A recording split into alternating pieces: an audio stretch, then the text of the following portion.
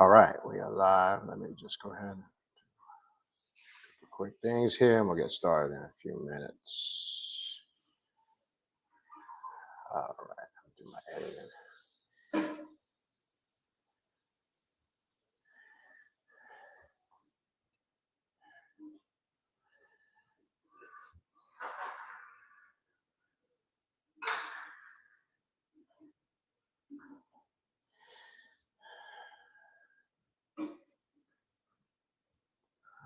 Just do some quick update editing here, and then we'll be set to start.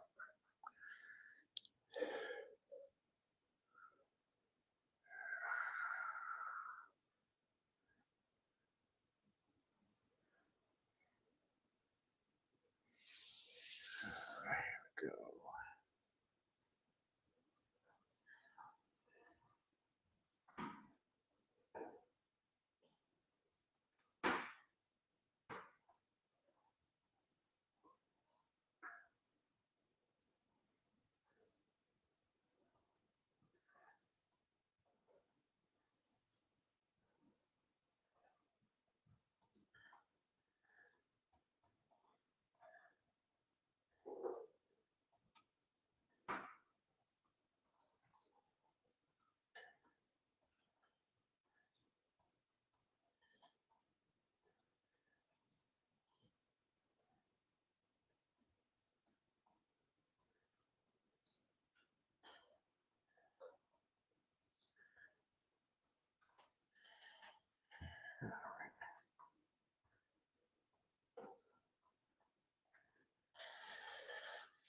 Oh, fix that.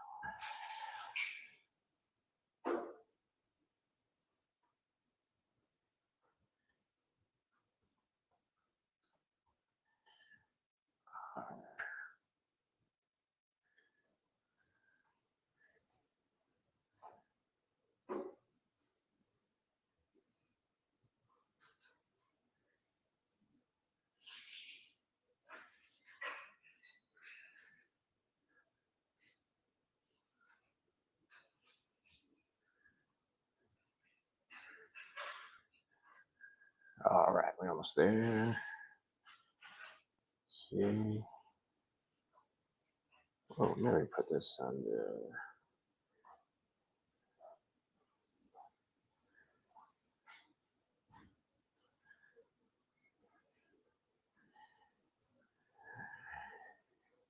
All right, looks like we're good there. We're live on Instagram. Okay. All right. All right, infernal blessings. Show you this also here. All right, we live there. All right. Want to welcome everybody to the show. I'm going to run through some quick announcements while we wait for some more people to file in. All right. Let me pull those up real quick.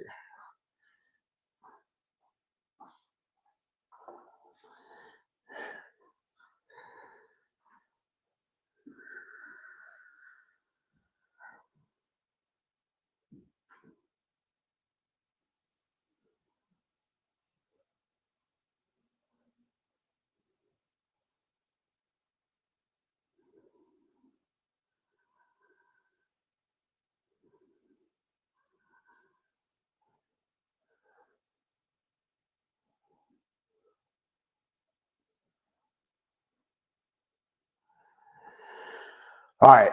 So, as June now winding down, so I want to obviously go through where we're at with classes and rituals and things of that nature. We have one final event for the month of June, which will be tomorrow night. Already for those that are Patreon members, and I encourage you to check out the Patreon page, patreon.com/Baniti, Baniti. I recommend tier 3. That will give you access to all of the classes that I do on there a month, which is 3. And it also gives you access to the monthly ritual that we do as a group at the end of the month. It's usually at the end of the month for the most part, schedule pending if something comes up. But we pretty much do it the last Friday of every month. All right. So we are finishing out this month, which is tomorrow, Friday, June 30th. Let me pull these up. Hold on, it's low. I got to pull the other ones up too.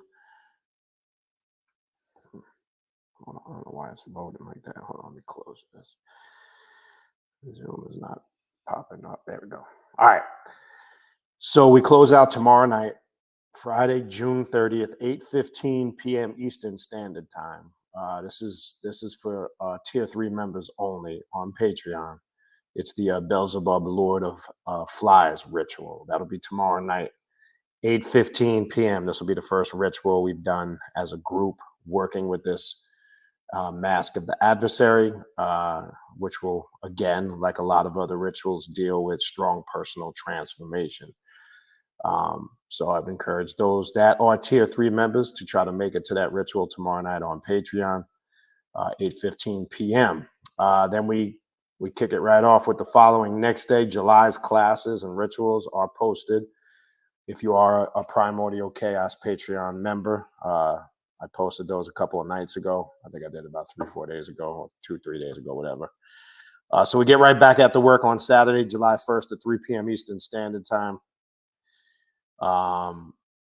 With shadow work class number 17. We took a couple months off from it to get some people caught up, because there is a lot of work and a lot of classes at the current moment on the shadow work class series. And that was to give people some time, newer people that joined the class a little later down the road, to give them some time to get caught up. I do encourage you, if you're serious about doing your shadow work, if you're serious about doing the work on yourself, make sure you're doing all the classes and the work that comes along with them. Okay. Again, information, reading the books is great and everything, but without doing work, without doing any type of spiritual practices, that's where the transformation and the change comes. As I said before, I don't tell people what they should and should not do. I don't force people to do anything. You got to want to do it for yourself. So I don't tell people what they should and should not do, but I will make a suggestion. It's very wise to carry out the work, because through that work is where you're going to get the experiences. Through that work is where the change is going to come. No change is going to come just by reading a book or taking a class and listening to somebody talk. It's just good information. It's just a lot of knowledge.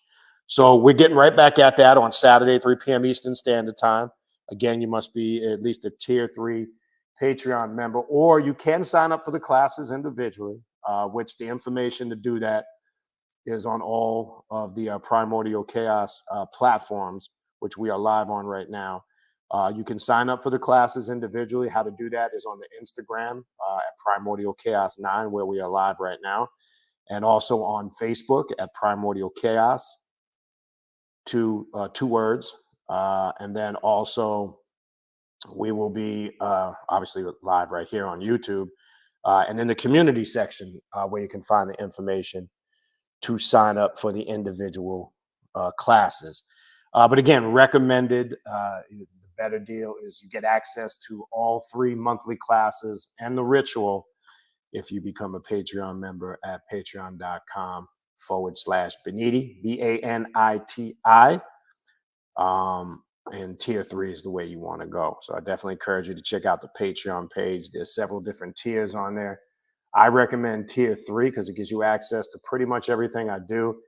The tiers above that are mentorship programs. And again, if you sign up for a mentorship program, it's an investment, not a financial investment. Not just that. It's not just about money. It's an investment of your time and commitment and consistency. And the reason why I don't really promote it hard, I put it out there. It's there because I feel like those that are supposed to be in it will naturally come. Because what was happening, it was getting a bit overcrowded, and people were just coming and they weren't able to handle the work or commit the time. So I just put it out there. It's there, but it is a commitment, right? If you're serious about your growth, if you're willing to take it to that next level and put the time and the commitment in, then check out some of the tiers above that, especially the Red Magus tier, which, yeah, it covers a lot. And it takes about a year to get to your self-initiation in my mentorship program. So it's not you just come in and you're a fucking armchair magician and hocus pocus and woof, you get some title or credential. No, you're going to put some work in and you're going to earn the shit. Okay. And it takes, again, roughly about 9 months to a year, depending on how you work to get to that point. So check that out. The Patreon page is your best route to go for classes, rituals, events, and things that I do on there. Now, for the end of the month, I'm going to go through some of the July's events and classes. Shadow work class, as I said, Saturday, 3 p.m. Eastern Standard Time. This is class number 17.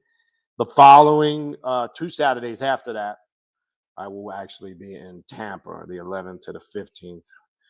So I'll be away. Saturday, July 22nd, we have Clipothic Sorcery and Magic class number 3. As you see, the first 2, we're kind of now navigating through the Clipoth, and that pace will definitely pick up. Did I skip one? Oh, my bad. Let me back up. I skipped a class. I made a mistake. Actually, prior to that, so let's redo this again, just so there's no confusion. Upcoming Saturday, the 1st, Shadow Work class, 17, 3 p.m. Eastern Standard Time. The following Saturday, the 8th, Saturday, July 8th, is Luciferian Magic and Self-Mastery class number 7 at 3 p.m. Eastern Standard Time. One of my favorite classes to do because, as I've said in the past, I believe this class and the Luciferian path, and everything that it embodies, kind of brings your personal path to self-mastery together. It's a really good class, and it'll really help you. And the goal is, when I say help you get your life in order.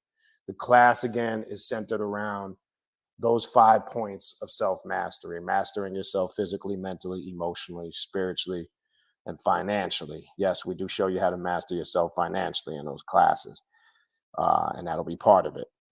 Then the following 2 Saturdays after that, on Saturday, July 22nd, 3 p.m. Eastern Standard Time, we have Clipothic Sorcery and Magic class number 3.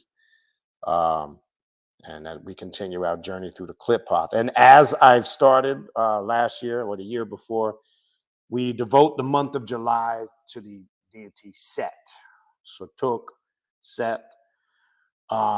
And we culminate the end of the month celebrating his feast day, as we did last year. We will have the annual Feast of Set ritual. Won't be the same as last year, but it will be geared towards venerating Set and everything that he represents.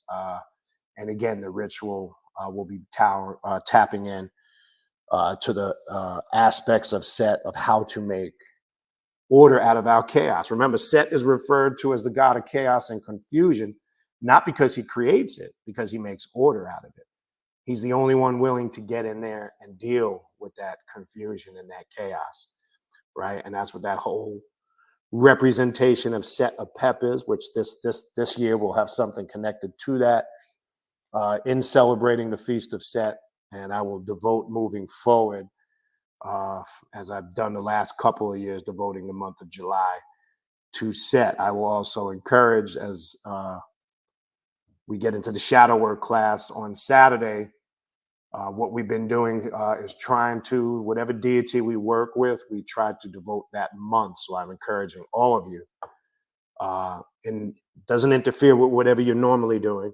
I would encourage all of you to, for the month of July, devote that time for the entire month to Set, in addition to what you're doing. It doesn't change what you're doing. And ways you can do that is create meditations, rituals, increase your knowledge on what Set represents, because there's a high energy of Set that you have the ability to tap into in the month of July. As we know, even over in Egypt, his feast day is celebrated on the 29th of July. So it's a powerful time, and I will make it an annual practice, as I've done last year, and I think the previous year. I think this is our 3rd year, and we will continue to devote the month of July every year to the deity Set, Sotuk, Seth, the different names you might be aware. All right, we will be doing some work too, and I'll talk about that later. a powerful stone to work with Set is the red Carnelian stone. And there's some ritual work that I've created in regards to that and how to utilize that.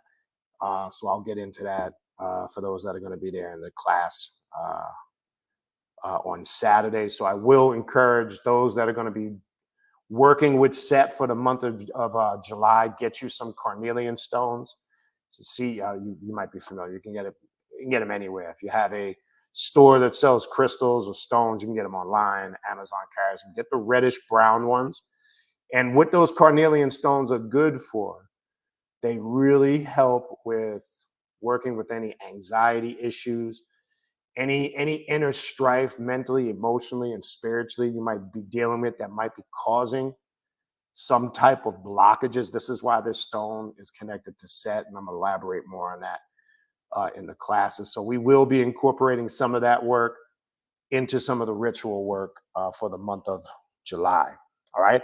I also will be doing next week's video, and I want to give her a great thanks. Aseneth Mason had blessed me with her new book, sent it to me straight from the publisher, and I'm grateful for that. And it's called The Rights of Lilith. This book, man, look, all I can say is, I mean, I'm dumbfounded for words how well this book is put together, not just because I'm a priest in the Temple of the Ascending Flame. It's called The Rights of Lilith, the Grimoire of the Queen of the Night. Aseneth Mason. It's a beautiful book, hardbound. It's not a cheap book, but it's well worth it. I believe I don't think it's out yet. I think you could pre-order it. I'll have the information on the website, but the section in here that blew me away is the many faces of the goddess. I'm going to go through the contents of the book. Again, it's an awesome book. I'm going to go through each aspect of the contents in the next show. I just wanted to put that out there now for those to see it. And those that watch the recording, The Rights of Lilith, it's taken it to the next level of working with Lilith. It is packed with rituals, and obviously you can take those rituals and adjust as you see fit. There's deep aspects of shadow work in there and personal gnosis and self-transformation. That's not easy. And when I say not easy, mentally, it's going to be very challenging. You name it. There's nothing in there. Oh, let me get a bottle of water.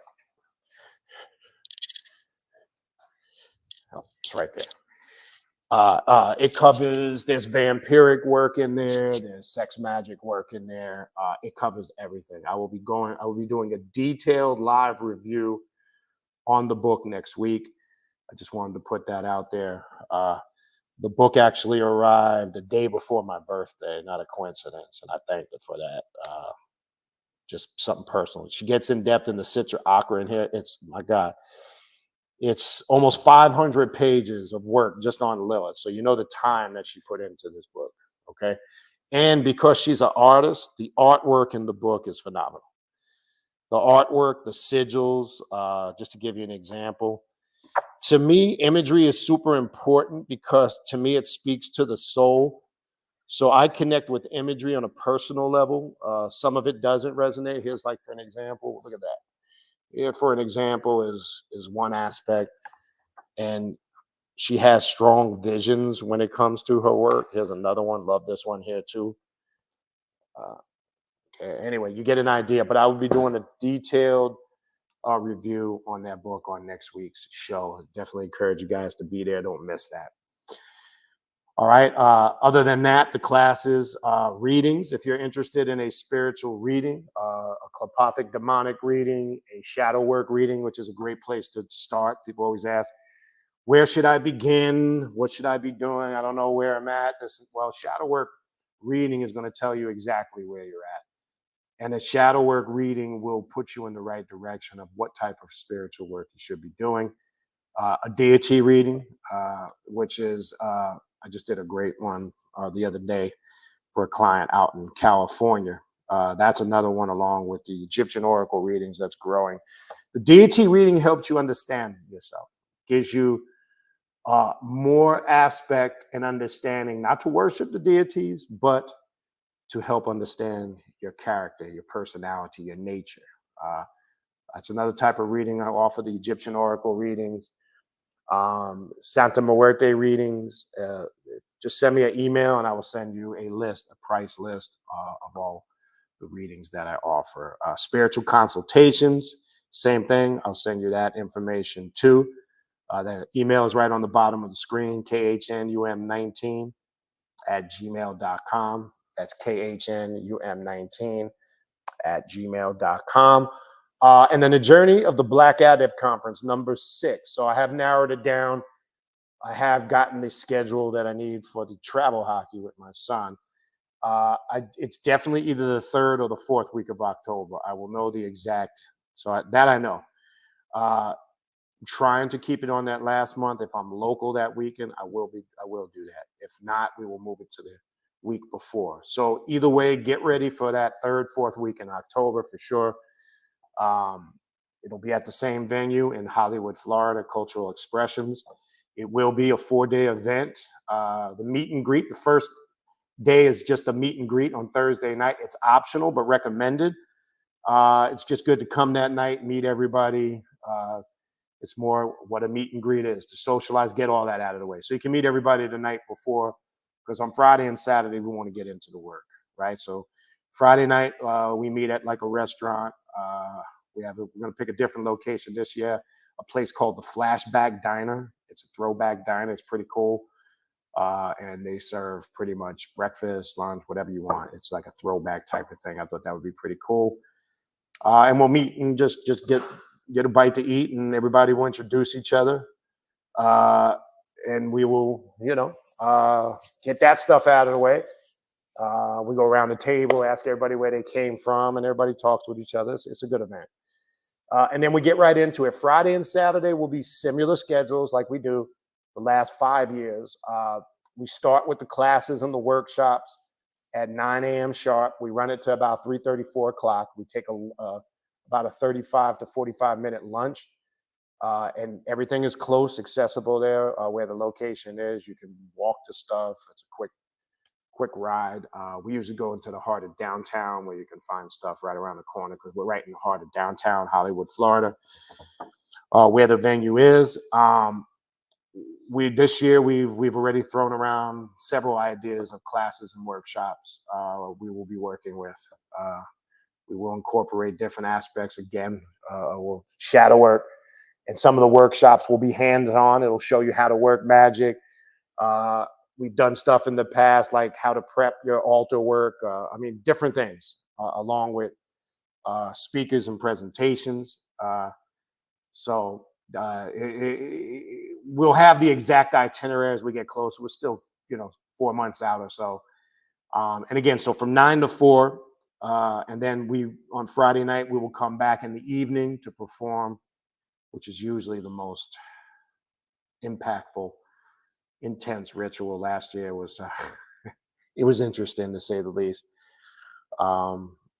We did an initiatic type of ritual last year where people put into an ante room and blindfolded, and I don't think they expected it in the beginning. Most people responded well. Some people were in a state of fear and got over it. After going through the beginning stages of it, they were able to settle in and get their mind right. But yeah, all I can tell you is when you come, just be prepared, because I don't know what I'm going to do, and I don't know how it's going to be done all the time, but I can tell you you're going to do something. So, and the event and the rituals are geared to give everybody to have that experience, that collective experience as a group, yet you will have your own individual experience. So last year's ritual was very initiatic. People were in the darkness. When I tell you people were in the darkness for a while, it's a ritual that I kind of created from my experience in previous orders. I drew from different experiences in that ritual and came up with something quite interesting. So be prepared to work when you come. We will have fun, no doubt. We will have fun, okay? But we will learn. You will grow. It will be an experience that you will take back with you, and it'll stay with you. Trust me, it's the best thing I can tell you. All right, and then on Saturday, pretty much same schedule we'll have. It will be classes and workshops, 9 to 4. And then we do an outdoor working at the beach on Saturday evening. And then we finish it up Sunday with a question and answer class from about noon to 4.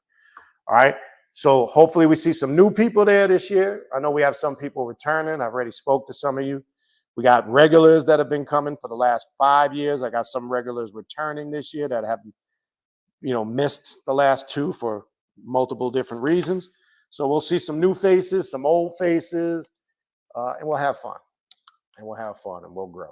All right.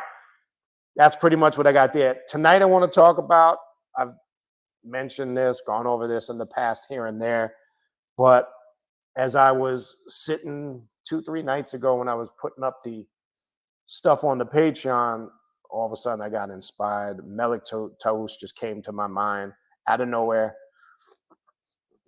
I was just sitting there doing my thing, and boom, just all types of energy of Melek Taus and Shaitan just started flooding my mind.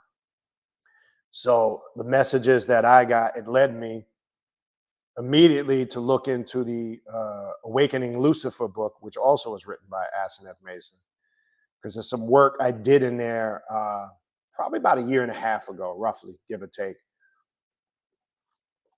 And the messages and the communication, which is very personal, that I started to get was, we need to do a class on this and revisit this. So I said, let's go ahead and talk about this. And again, we are live on all 3 platforms. Primordial Chaos 9 on Instagram. We are on Primordial Chaos on Facebook. And we are on, obviously, right here, Primordial Chaos YouTube. Don't forget to hit the like buttons.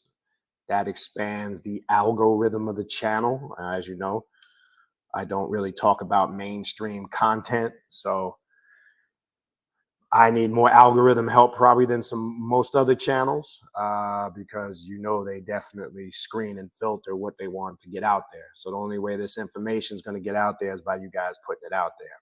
So hit that like button, subscribe to the channel, and activate that notification bell so you know when I'm going live. So yes, the inspiration for this class is Melek Taus.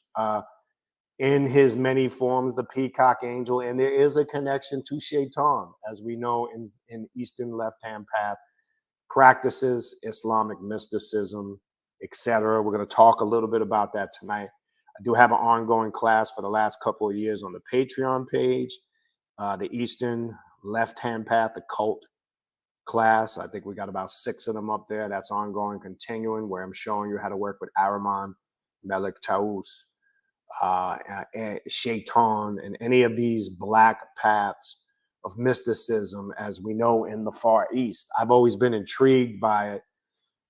Even when in Islam years ago, I was always intrigued by the Sufis, the assassin orders, which is all connected to this. And there are a lot of occult and magical orders that are worked through that system on a very discreet and secret level.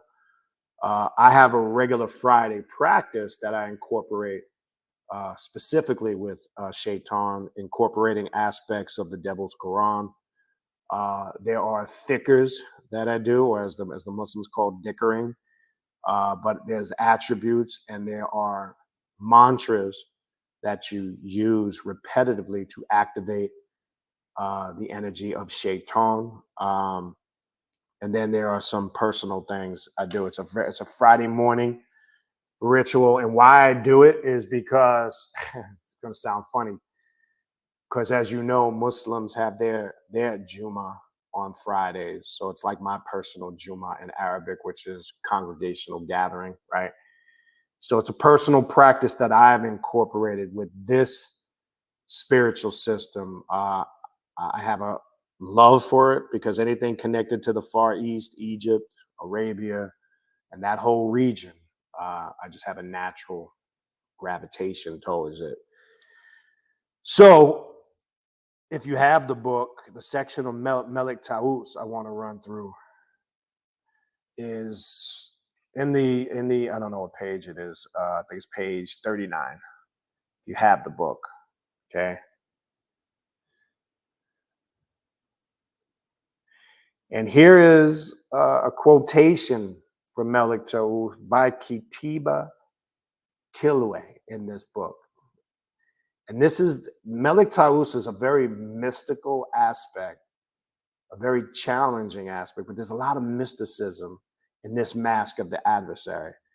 And how do we apply this mask of the adversary to ourselves, to our personal growth? Because there's a lot of hidden gnosis of ourself that needs to be revealed and uncovered, good and bad. Shadow work's a strong part of that. And Melek Taus represents that aspect of the archetype that we must connect with and work with for that personal inner transformation, right? So this is a very powerful quote. I was, am now, and shall have no end. I exercise dominion over all creatures and over the affairs of all who are under the protection of my image. I am ever present to help all who trust in me and call upon me in a time of need. There is no place in the universe that knows my presence, that does not know my presence. I'm sorry. Now, a couple of years back, I have a store down here that I shop at that has all, it's kind of like an occult store. I mentioned it to you guys in the past. Some of you, I think, came here. I took a couple of you there when you were here. It's where I go to get all my candles, spiritual oils, a lot of that type of stuff, incense, etc. And occasionally he carries some side items in there. And you guys have probably seen it on my altar. Those that are on the Patreon have done rituals. At the bottom of my altar, I have it's like a table with 2 levels. And a couple of years ago, I went in there and there was a beautiful peacock, huge, nice sized peacock. You guys have seen this in the bottom. I devoted that section of my altar to Melek Taus because one of his forms is as the beautiful peacock angel, and we'll talk about that. But that quote sums it up a lot, right? That quote, if you really understand it, and as I've been saying in the past, you guys have, and I'm just speaking in general, if it doesn't apply to you, it doesn't apply to you. We have to, and people have to stop putting time frames on stuff. You're wasting your time. We're dealing with entities and spirits that are timeless, immoral, that are activated by the psyche in your subconscious mind. Energy has always been here through what we know as existence, and to exist just means to be. And that's not to sound like a bunch of mumbo jumbo. You get yourself all fucked up when people are always trying. See, that's a human frailty. When the gratification of that, when people, what was the time? All these people that need, what was the beginning and what was the end? That's your human mortality. That is the weakest aspect of you, because you need that to feed your insecurities. But when somebody says spirits like this are timeless, they have no beginning or end, you would understand that if you're working with cyclical or cycle time as opposed to linear time. We work with cycles on this path because a cycle continuously comes full circle, all right? So existence continues to be, always is. I know it sounds crazy. And this is why through metaphysics and quantum physics and alchemy, they've been trying to uncover the spirit world, what it is, and its correlation to time or not its correlation to time, etc. We're seeing manifestations of these energies in their many different forms that work through us when we connect with it. Okay? So you do your research, but you got to understand, sometimes you're trying to get an answer to a question that can't be explained in a mortal existence, a 3-dimensional understanding of person, place, or thing. See, that's where the problem comes in, right?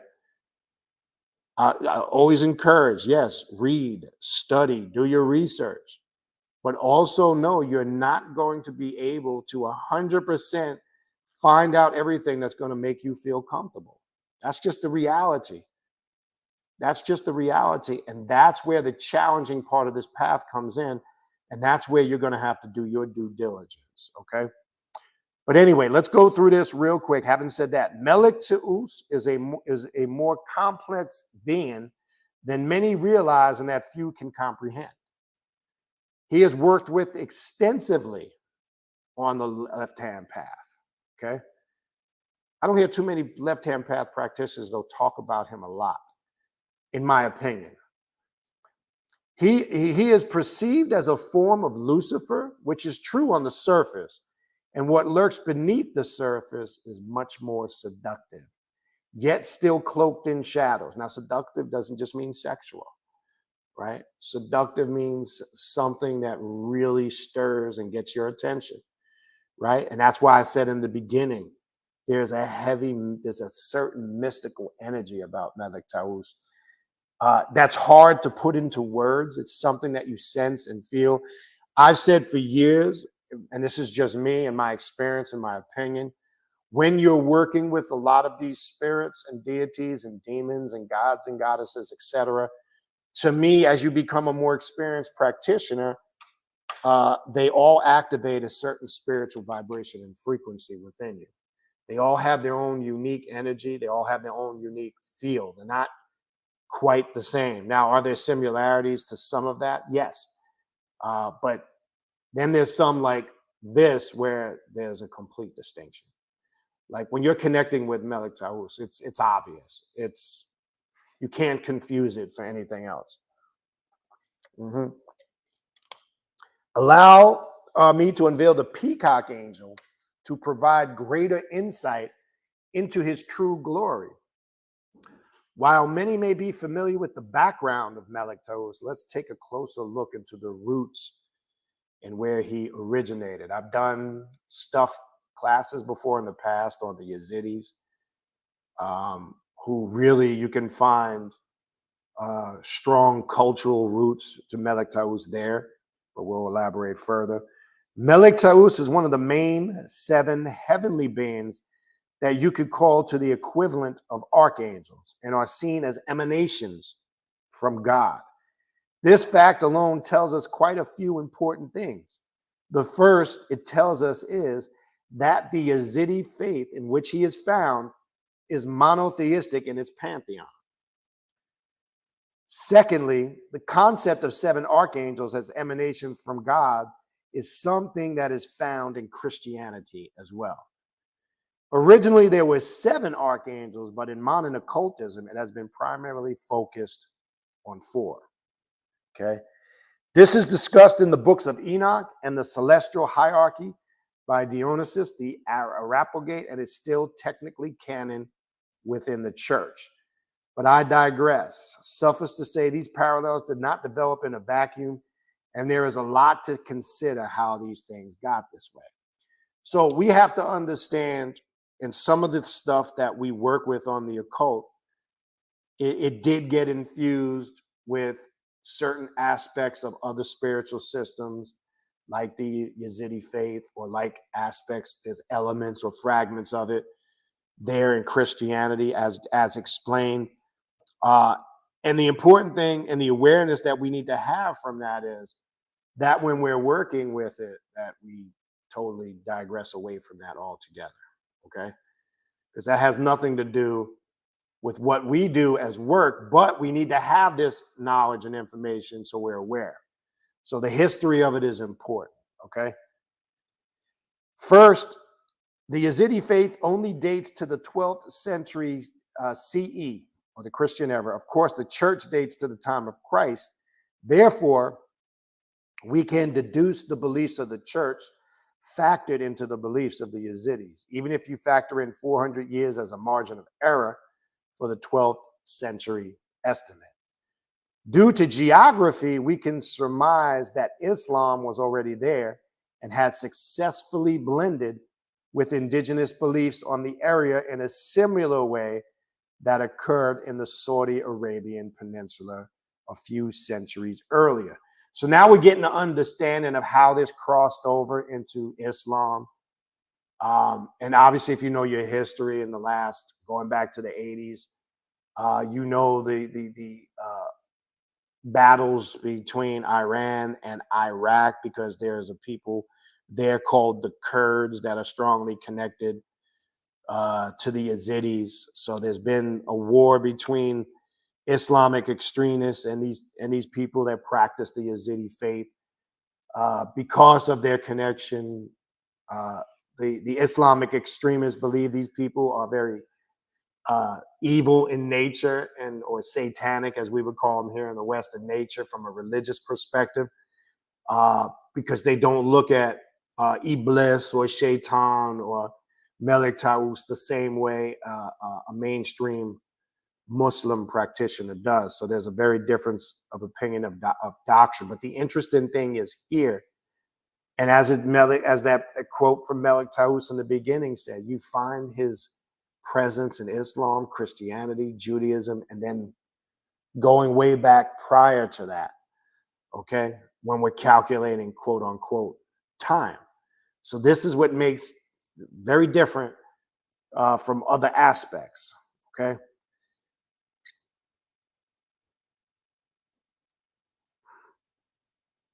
Ergo, the interjection of archangels in the Yazidi faith occurred after a blending of Islam and indigenous beliefs. I clarify this here because it reminds us that although we are detailing out his background, there are still many unanswered questions about Melek Taus, and answers that can only be found in the research of indigenous beliefs, pre-Christianity of Iraq, and quite frankly, I'm not that interested in it, right? Nor is it applicable here. There is another influence to note here. This is very interesting. It is the influence of Hinduism. Why is this important, you may ask? Most likely, this is where the correspondence of the peacock originates.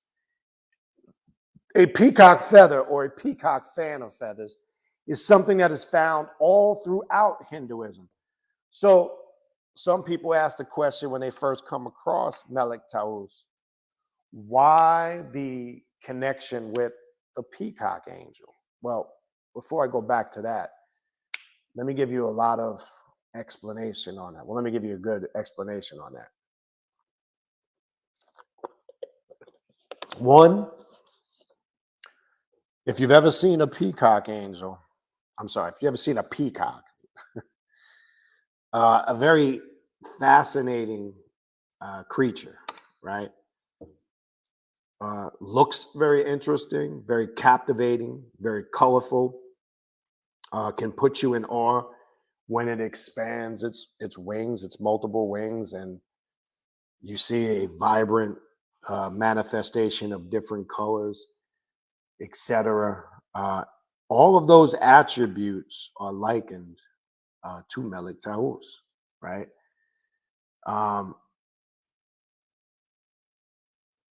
When we go back to this, and as it says here, its connection, I'm gonna go back to this, its connection with Vishnu and some of the aspects of what we know as the Hindu pantheon.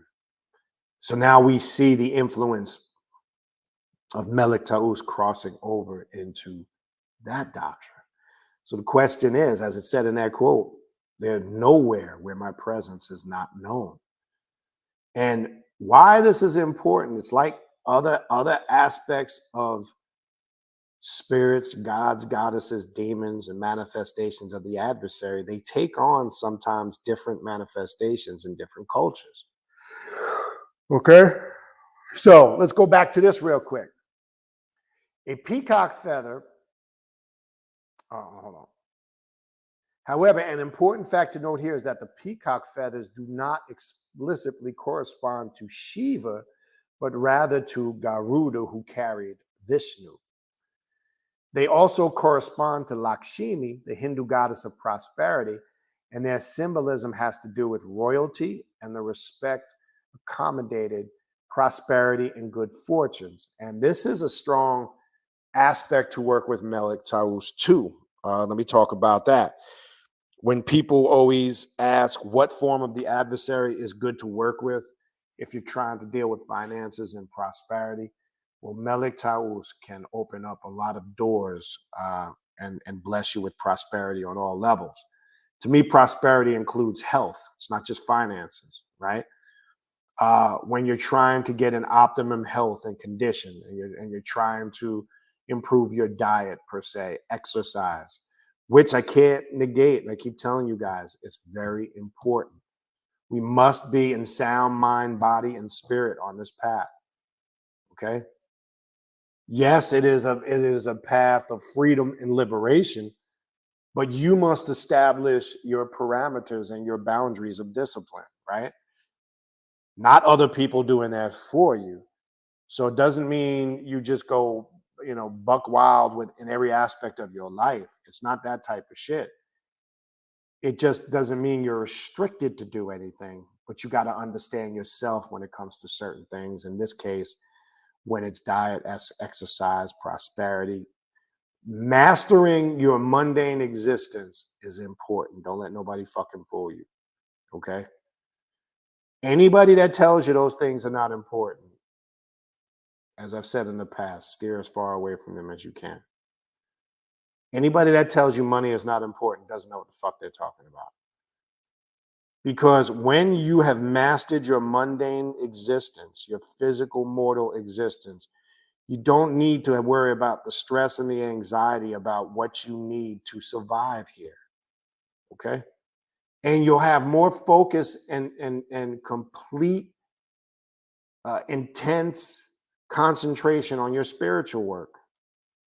Because as I've said many times before, if your everyday mundane life is chaotic and a mess, I could put any amount of money on it. It's affecting your spiritual work to some level or degree.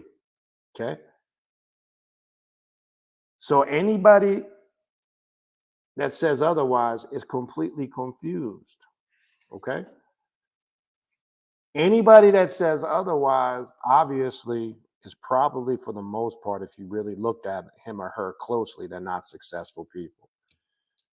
Okay. So Melek Taus can also open doors to prosperity on all levels: health, finances, just being overall happy in your mundane existence. See, a lot of other paths don't teach that. They teach being, in poverty and being poor and struggling as it's a noble badge of honor. No, it's not. It's a badge of failure. It's a badge of accepting failure, is more what I should say. And sometimes the individual does it unknown. It's sad to me to watch programmed religious folks who give up their very last penny through tithes and other shit, and like it's a noble act. And these people are living like shit. They're living poor as hell, and they're getting these leeches richer and richer who are living a life of luxury. I want to say this. I want to make this clear. You're not supposed to be poor on this path. Okay, I want to make that clear. Okay, and it's not about money, because in the past we go, oh, well, it's not just about, yeah, I get that. I get that. But if you're so quick to react and get offended by that, that means you're struggling with money. Don't get pissed off at me or take it personal. Okay, get upset with yourself and get your shit in order. That's all. I'm not talking about, look, you should strive to be and obtain as much wealth as you can. What I am saying is you shouldn't be struggling. I'm not saying, we all have to be billionaires tomorrow, but you should never stop striving to obtain an aspect of finances where you can live comfortably, is the best word I could describe it. Right? Because I will tell you this, 100%, you will find yourself more focused, consistent, and dedicated to your spiritual work when you have your mundane existence in order. That's one of the mysteries of Melek Taus, right? He can show you through the spiritual mysteries, quote unquote, of the spiritual world, how you can obtain that success here. Okay. And I'm not going to negate it. And anybody that says it's not important or don't be in the world and all that fluffy foolishness that promotes poverty and being poor doesn't know what they're talking about. And I'm not judging anybody, right? Because I've been there. I've been in the lowest of low. Okay, I've mentioned this many times before. I'm speaking from experience. Back in the day, I've been out on the street with my oldest son, who was only a few months born, We've been in situations, didn't know where I was going, where I was going to sleep, where the next shower was, where the next meal was. So I've been there. And that's motivation to never go back there. That's why I'm saying that. That should motivate you to never want to go back to that. I look at my past experiences in regards to things like this as motivation. That's what fuels me, because I remember what that feels like. I remember what that's like, and I refuse to go back to it. Okay? I refuse to go back to it. So we're not supposed to be unsuccessful on this path. All right? Let's continue. Hold on. All right.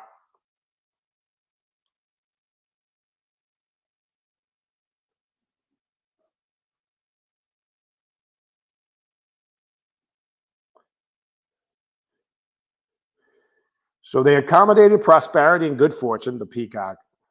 Many times the link in Hinduism is ignored, and I simply offer it here as food for thought regarding Melek Taus, as peacocks are a large part of his character.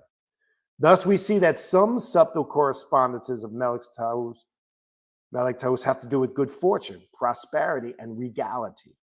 Or in other words, sovereignty, which is a correspondence with Lucifer, and a strong one at that. Now let's talk about sovereignty. We're not talking about sovereignty through the Moors, because that's not real sovereignty. Don't get me started on that, on classes, debates, that bullshit over the years, but that's something else. We're talking about your spiritual sovereignty. The most greatest gift you have in this existence is your spiritual sovereignty. To be sovereign is to be spiritually free and liberated from all systems of programming and indoctrination. You must, in order to be on a path of apotheosis or self-mastery. And because we call this a path of self-mastery, sovereignty, or spiritual sovereignty, I should say, is key to that. Okay?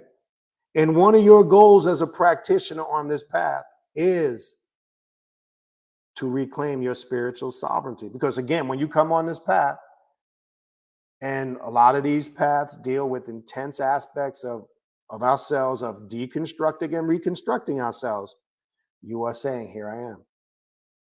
Wipe away from me all of that programming, all of that indoctrination, all of that shit that's fucked up about me that needs to be corrected. I'm here. That's how one obtains sovereignty.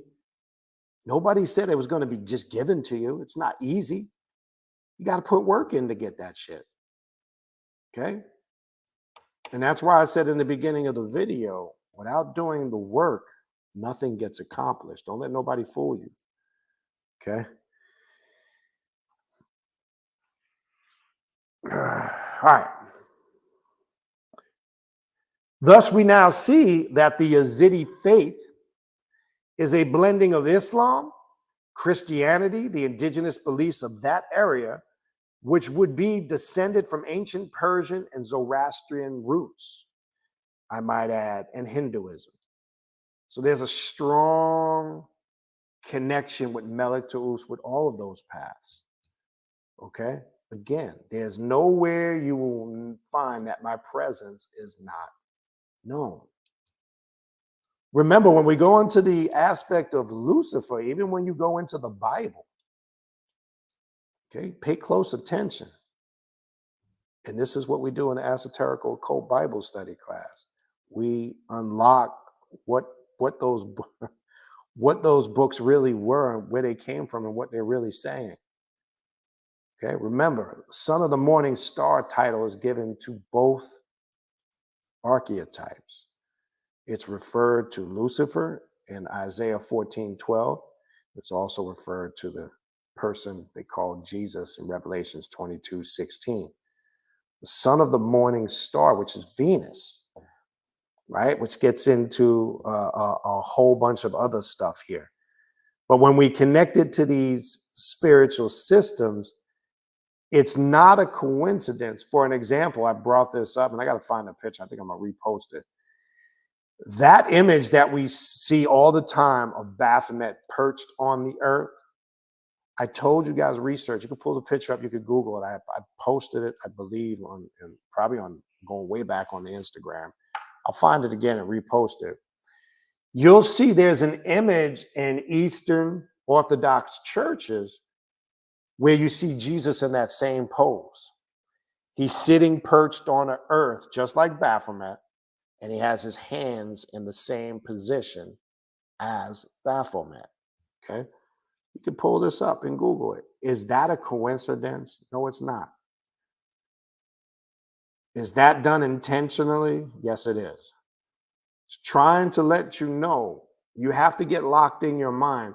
What you're classifying God and the devil, good and bad, angels and demons, it's all the same thing.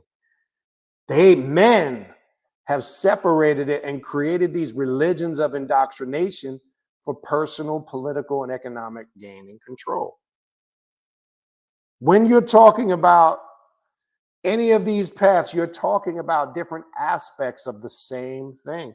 That's what the 7 Hermetic Principles was trying to show you through the doctrine of polarity, vibration, and rhythm. Okay? When you're looking at the God and devil concept, you're looking at the same thing. You're just looking at 2 different manifestations of it or vibrational frequencies of it. Yahweh means Tob and Ra, good and agreeable and disagreeable, or good and bad. That title alone in the name of the monotheistic God is telling you that he has a passive nature and a very aggressive or violent nature, just like you do. It's no different. You do. And that's what makes you God or goddess, because you exhibit the same characteristics of who and what they are calling God. You have a very peaceful or more tranquil side of your nature and personality at times, right? But you know, deep down inside, there's that fire, there's that rage, there's that anger, there's that intensity. And both are needed. You can't have one without the other. Because when you say you deal with dark, that means you're conscious of light. I don't give a fuck if you're on this path. You may not consciously understand that.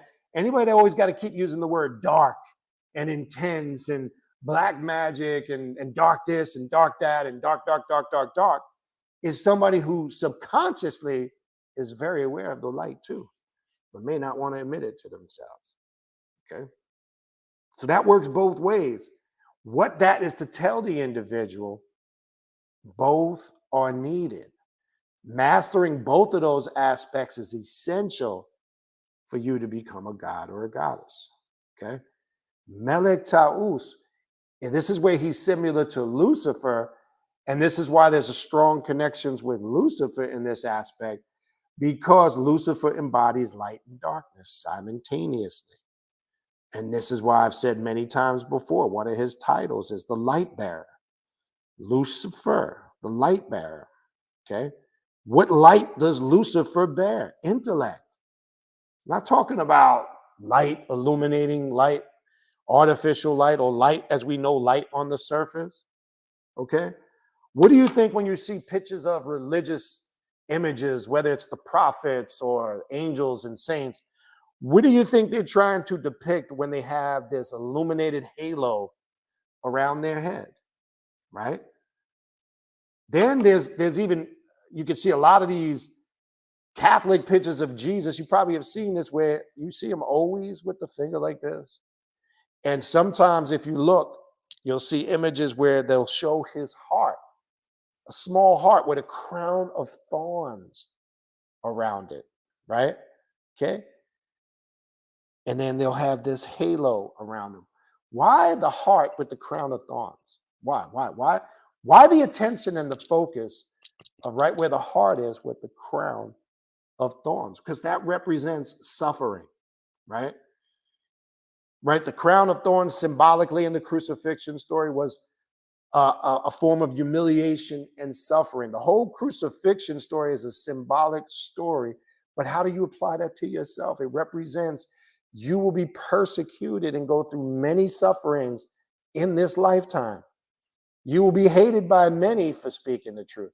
That whole story and everything Jesus was teaching, he was showing us what we would go through, all of us, in some shape, form, or fashion. And then Christians say, you all have to carry your cross, right? But the heart with the crown of thorns around it, the heart chakra, The crown of thorns, when that heart chakra is stifled, when that heart chakra is not functioning, it's where you get your emotions. It's where you get your passion. It's where you get all of that fuel and fire to manifest your desires, to manifest results in your spiritual work. It's look at it like, because of where it's placed in that system, look at it like it's the central functioning part of your spirituality, and all things plug into it. When that is fucked up, and that's what that symbolizes, right? That does we when they say, oh, you know, you got to come from the heart. We hear these terms. You got to be real. It's got to be genuine. It's got to be from the heart. They're telling you that's the root manifestation of your true thoughts and emotions. That's why I said you hear the term heart, mind, body, and spirit sometimes, all interconnected, because they are. Okay? They all are interconnected. Okay? So this is important for us to understand. And this is where Melek Taus is very similar to Lucifer when it comes to light and darkness. And again, I've said this a million times. One must go into the darkness to do the work of the light. Okay? Because one goes into darkness to obtain light or real knowledge and intellect, not in the light. One doesn't go into the light to gain the light. That's not how this works. That's why a lot of esoterical, mystical orders, Masonic orders, initiatic orders, all of them are centered and geared about putting the initiate through darkness. And in that darkness, through being blindfolded or other aspects of initiatic ritual work, the person focuses, and this is what they use to see now. Everybody always talks about the pineal gland, the third eye. Well, when you are blindfolded in darkness, and if you've ever gone to, per se, like a Masonic initiation, and brothers that did, or Eastern Star, you guys know what I'm talking about. You go through the ritual completely blindfolded in darkness. But after a while, when everything settles in, it's no different if you've ever been in a dark room.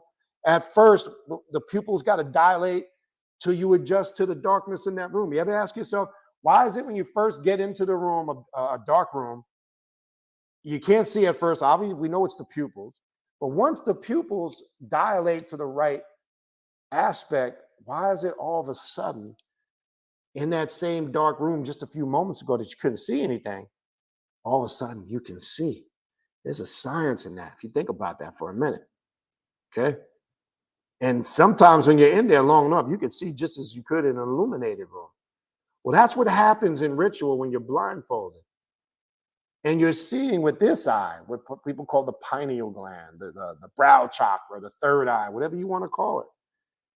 And this eye not only sees, but it feels, it senses, it sends strong impulses of intellect, of messages to your subconscious mind when activated. And it's highly activated in darkness, not in light. Okay? They know this. So if you've ever been in a ritual like that, after about 20 minutes or so, I know that's how it worked for me. After my adrenaline kind of calmed down and slowed down, I kind of just eased into it. And you started to see with this eye, not these two eyes. You started to realize you didn't need these two eyes really in the first place. It's no different when you, per se, have an out-of-body experience or you astral travel. How are you still able to have some form of vision? Because it's not the mortal or human vision. Like if you're awake right now, we're having dialogue, conversating, you're awake. You're what you'll call awake in your mundane existence to a degree, and you're seeing with two physical eyes, and your eyes are processing visually what you see, or you think you see, I should say. But how is it when you're having a spiritual experience, like an out-of-body experience, transcendental meditation, astral traveling, etc.? How are you still able to have clear vision? What is facilitating that clear vision? And sometimes you see, check this out now, sometimes you see through a point of view aspect or POV. I know when I'm having an outer body, it's always through a POV, a point of view, where I'm seeing it. I don't usually see my whole entire body. I'm seeing through vision. I'm saying what eyes are seeing through that vision? What's facilitating the imagery that you're seeing? Now, when we go into images, imagination, the brain, the hippocampus area of the brain is getting into some other shit now. I mean, I'm saying I know the answer to the question. I'm posing the question for you guys to explore further. I don't want to give you the answer. I want you to get that answer through your experiences, because that's an answer one has to obtain outside of a three-dimensional existence of person, place, or thing. That question cannot be answered from a three-dimensional perspective. I don't care what anybody says. You could try.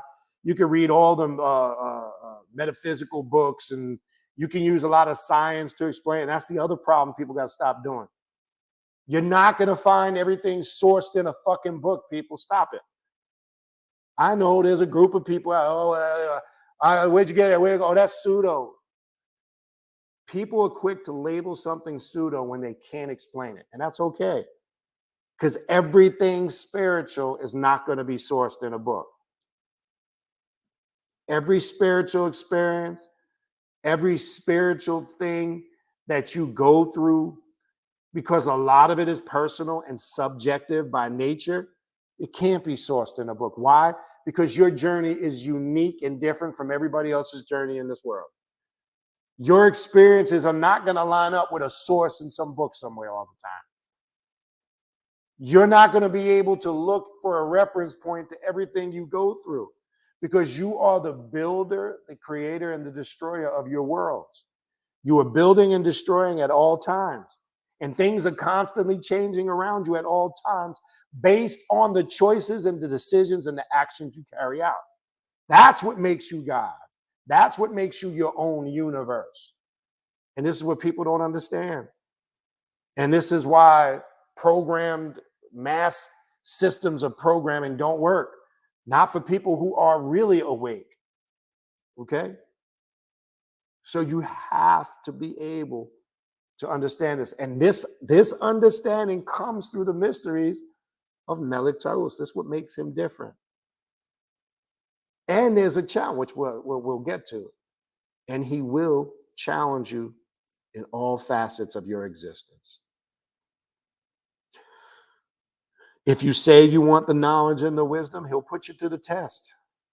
Because knowledge, wisdom, and understanding is earned. It's not given, people. Okay? I keep telling people this. Some people want to come on this path and they want to be a guru overnight. It don't work like that.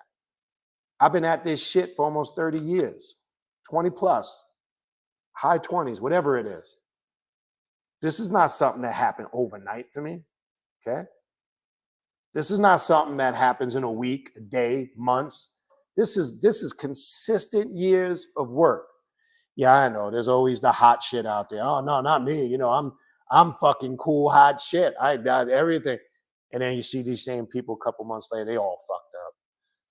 They all fucked up. I'm not talking about quick, hot flashes of success. We're not interested in that. My goal is for a person to live a consistent, prosperous life. Okay? To, willing a very old age.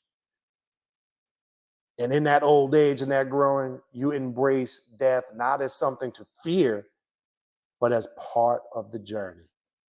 Because we know that is the next stage or step to an even higher path of spiritual growth. Okay? So this is very, very important for us. Let me continue. I'll get to all your questions and your comments in the chat shortly. I just want to get through some of this material. All right.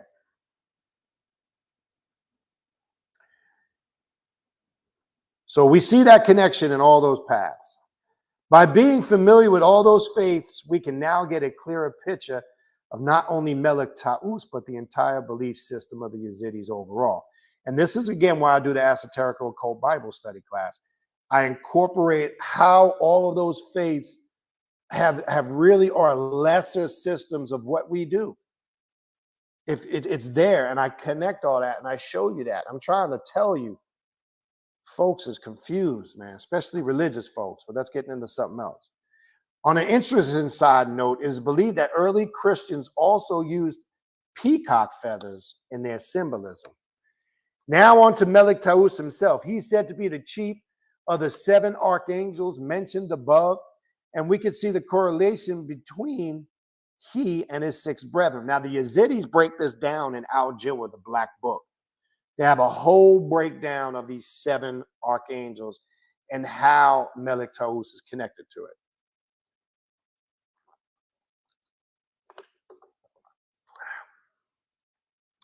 The number 7 and its derivatives can be found all through the Yazidi faith. And this is very interesting because of the weight of the role that the number 7 plays in occultism overall. Everybody always talks about the 6, but there's a science behind the 7. He is one of the 7 mysteries to the Yazidis, which are otherwise known as archangels. And he has a very specific role to perform. He is said to be the bestower of blessings, but also misfortune to humans in general. Now, here's the darker side to Melek Taus. Let's talk about this. And this hints at his dual nature. You can see a parallel between Melek Taus and the character Iblis from Islam. In the Yazidi faith, in some of them circles of Sufi mysticism, they actually connect them to be one and the same. So when we talk about Iblis, Shaitan, right? Iblis means the rebellious one. And this is where you get the connection with the 7 archangels, because if you read in the Quran the story of creation, and you read the story of how Adam was so-called created, there is a story in the Quran where when Adam, an individual that's created from clay or mud, all the archangels are asked to bow down and make obeisance to this creation, right? Iblis refuses. And this is why he's given the title Iblis, the rebellious one, because he feels he's created from a superior element of pure fire, and he's not bowing down to something made of mere mud and clay. Now, there's a lot of symbolicism in this. Now, that story in Islam is interpreted as evil, wicked, disagreeable. Then it gets into the Jan and the Jinn that followed Iblis. These would be your fallen angels, etc. The Yazidis have a whole different take on that story. It's the complete opposite. When you read in Al-Jilwa, the Black Book of the Yazidis, which is like their sacred scripture, they believe that that was a test that was put forth for the peacock angel or Iblis, and he passed that test by not bowing down. It's the complete reverse. And the message there is never to surrender your deity, your divineness to anybody and become inferior to anything or anybody. And that's one of the things the Yazidis teach. And they also teach in that creation story, because of that in the Black Book, that Iblis or Melek Taus was the one assigned to reside here over this planet and oversee the humans that were created on it. Which now turns into some other fuckery, because now the question is, who really is this God of the Bible? Who is this God of the Bible? It brings up that question. Who is this God of the Bible now?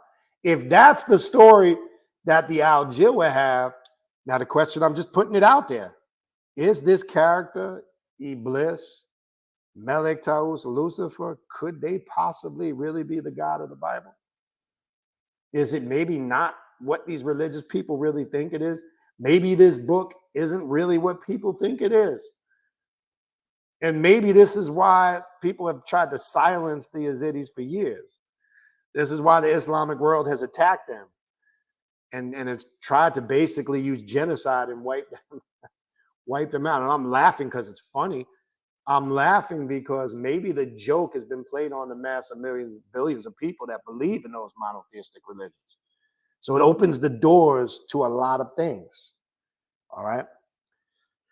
I will get to your question soon. Oh, E. Swads, aka Blair, I sent you an email to set up your next call a couple of days ago. I didn't hear back from you. Send me an email. I don't know if you saw it. So we can set that up. All right.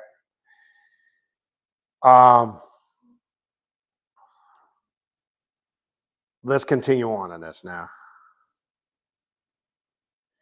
So some correlate him to a character of Iblis from Islam. In brief, Iblis is the arch devil opposed to Allah. He is said to be guilty of pride and was cast out because he refused to submit to Adam, what I was just telling you. This same theme is found in the Yazidi faith, and that the same backstory is part of the Melek Taus myth, with one striking important difference, what I just told you. Watch this.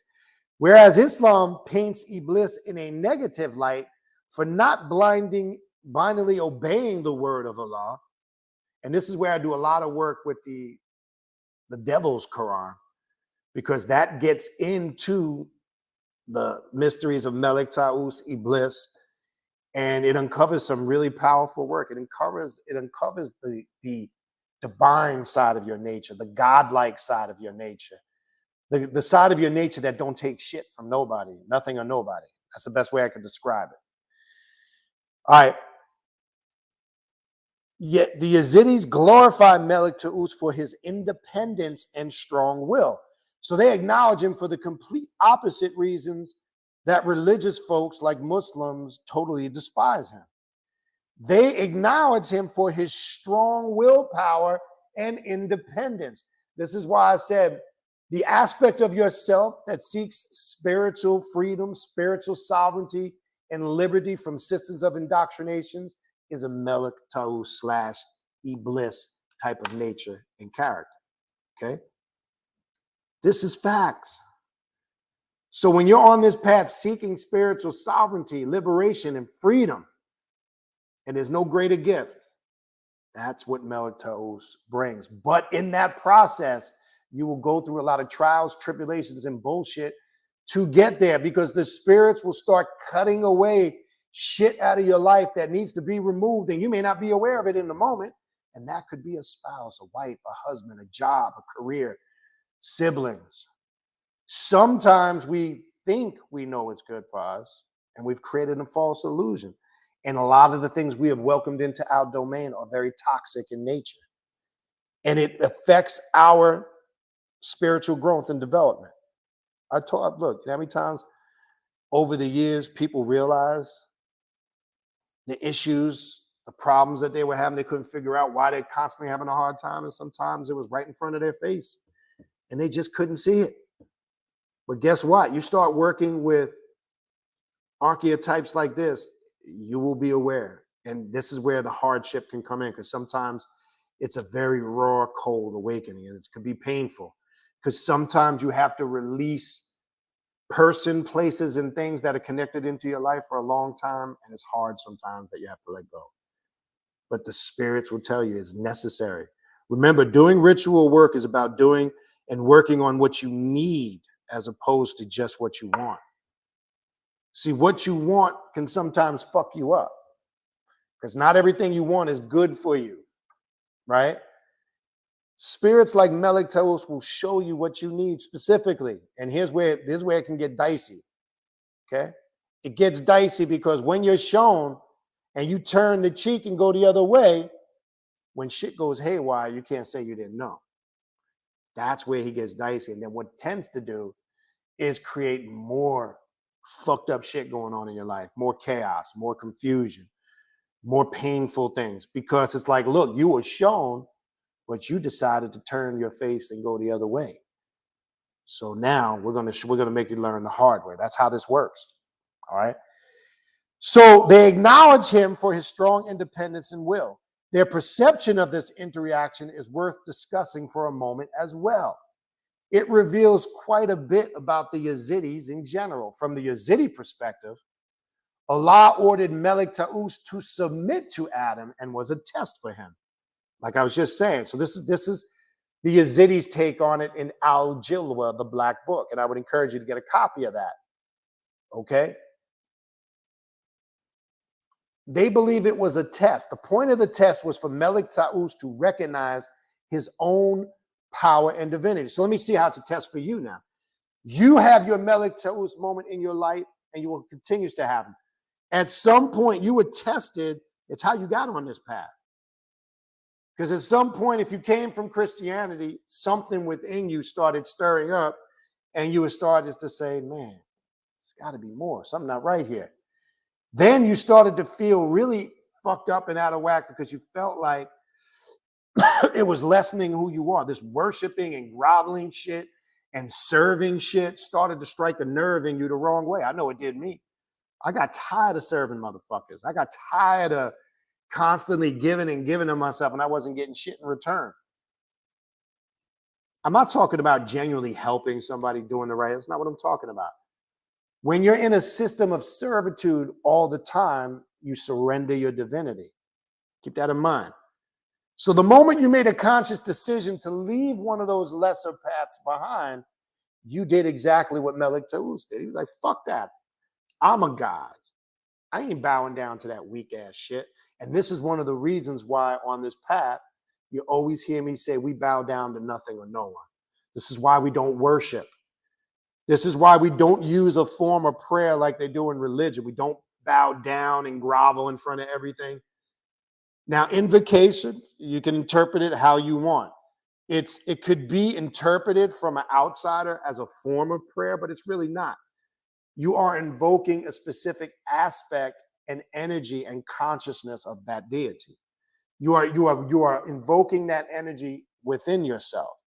So when you're invoking a certain spirit or demon, you are embodying or becoming that spirit or demon. A little different. So if you want to say it's prayer in that sense, I don't have no problem with that.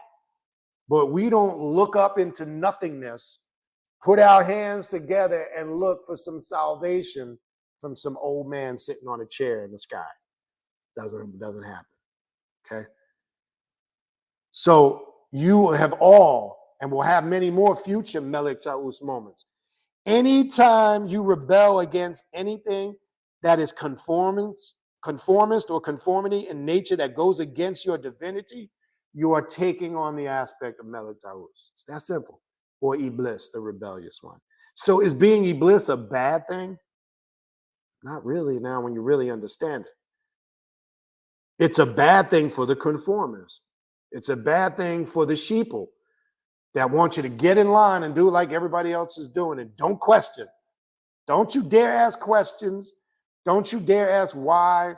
Because if you do, it's blasphemy, it's evil, you're wicked, you're this, you're that. No, Melek Taus / Iblis, Shaitan was like, fuck that. I ain't bowing down to that shit. I'm superior, motherfucker. I'm God. If you don't like it, kiss my ass.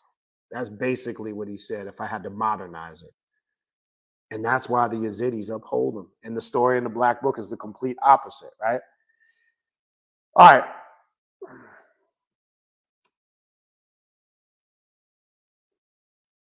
It reveals quite a bit about the Yazidis in general. Let's pick up from here again. From the Yazidi perspective, as Allah ordered Melek Taus to submit to Adam, it was a test for him. The point of the test was for Melek Taus to recognize his own power and divinity. In other words, by recognizing he was equal to Adam, and therefore unto God, he achieved self-actualization, recognizing his own power and divinity, which of course is an early accomplishment on the left-hand path.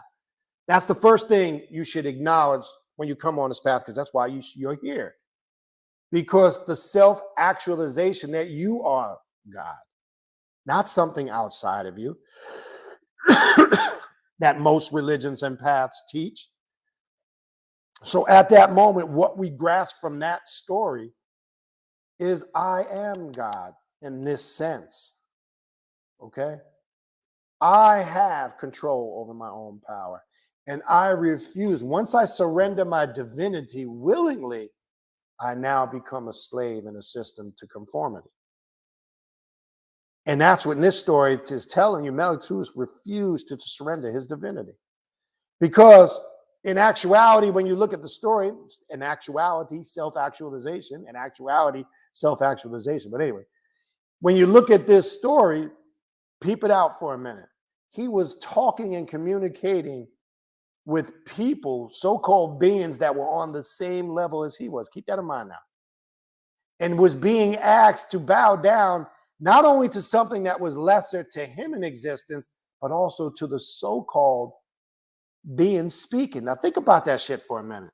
Now what I took from that story It's the same thing in today, the powers that be who think they have a one-up on people, and we're just as equal to them, but we forget, tell us to do shit that they themselves won't even do. Think about that for a minute. So you could probe this story even deeper. Okay, if you missed it, let me say it again. Even the powers that be today who might have more wealth, knowledge, power, and money than lesser people try to get us to conform via the way they use their power. And then we become a problem when we say, no, fuck that. I ain't doing that. Think about that for a minute, okay? All right. Hence, we see that a large part of the creation myth of Melek Taus is rooted in left-hand path principles. There is also a feast day that is associated with him for a serious devotee, and that is the first Wednesday of April of every year. They have a big feast. You can find that too in the Al-Jilwa. Right? So this is a chief deity that is venerated in that path. Okay?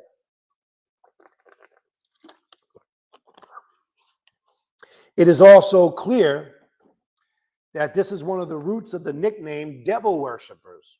Watch this. That has been associated with the Yazidis, and that's what they referred to them as, which is kind of fucked up. By taking the perspective they did of Melek Taus' refusal to submit to Adam, they aligned themselves with the adversary. From an Islamic perspective, from a certain point of view. However, they also liberated themselves from the slave bondage commonly associated with the Abrahamic belief system. So if you're calling somebody a devil worshiper, you're saying they're an adversary worshiper. What does the word adversary mean, and what does it have root? I've heard people all over the internet translate the meaning of the English word devil so incorrectly because they don't know what the fuck they're talking about. The word devil means adverse or adversary. Adverse or an adversary to what? To mainstream conformity. So it's not what people think it is. So when you say that person's a devil, right? Most people are saying that coming from their religious warped interpretation of it. We're not saying that. So when you call somebody a devil worshiper, you've got to be careful because you don't know what you're saying. You're saying they have embraced the aspects of the adversary. They are nonconformist in nature. They don't do what they're told just because everybody else is doing it. They do it. You're saying that they're a thinker. They're a critical thinker. They think for themselves. They make decisions based on their needs, that what's best for them, regardless of what others think. And they've embraced the path of spiritual sovereignty and liberation, or apotheosis. So it is a compliment to refer to somebody as that, okay? Because people don't know what the word means. I've heard so many mistranslations of this word. People just making shit up because they want to make it sound evil and sinister because they're coming from their religious explanation of it. It has nothing to do with religion. So they are referred to, the Islamic world refers to them as devil worshippers. There's a book out called that, the Yazidis, the real devil worshippers, something like that. I have it. I put it up before. I've always been very fascinated with that path. And I think there's a lot to learn from it. Okay. By taking the perspective, however, they also liberated themselves from the slave bond of the Abrahamic faith. The concept of devil worshippers is more in depth than only this, as I am sure many of you already know, but this is a piece of the puzzle that is very important because it tells us of the sometimes role of the adversary is filled by those who recognize their own potential and desire sovereignty. Let me say that again. It is filled, the role of the adversary is filled by those who recognize their own potential and they also desire sovereignty. That should be you. I know that's why I'm here. I'm still tapping into my potential. And so should you. Okay? Because your potential is unlimited.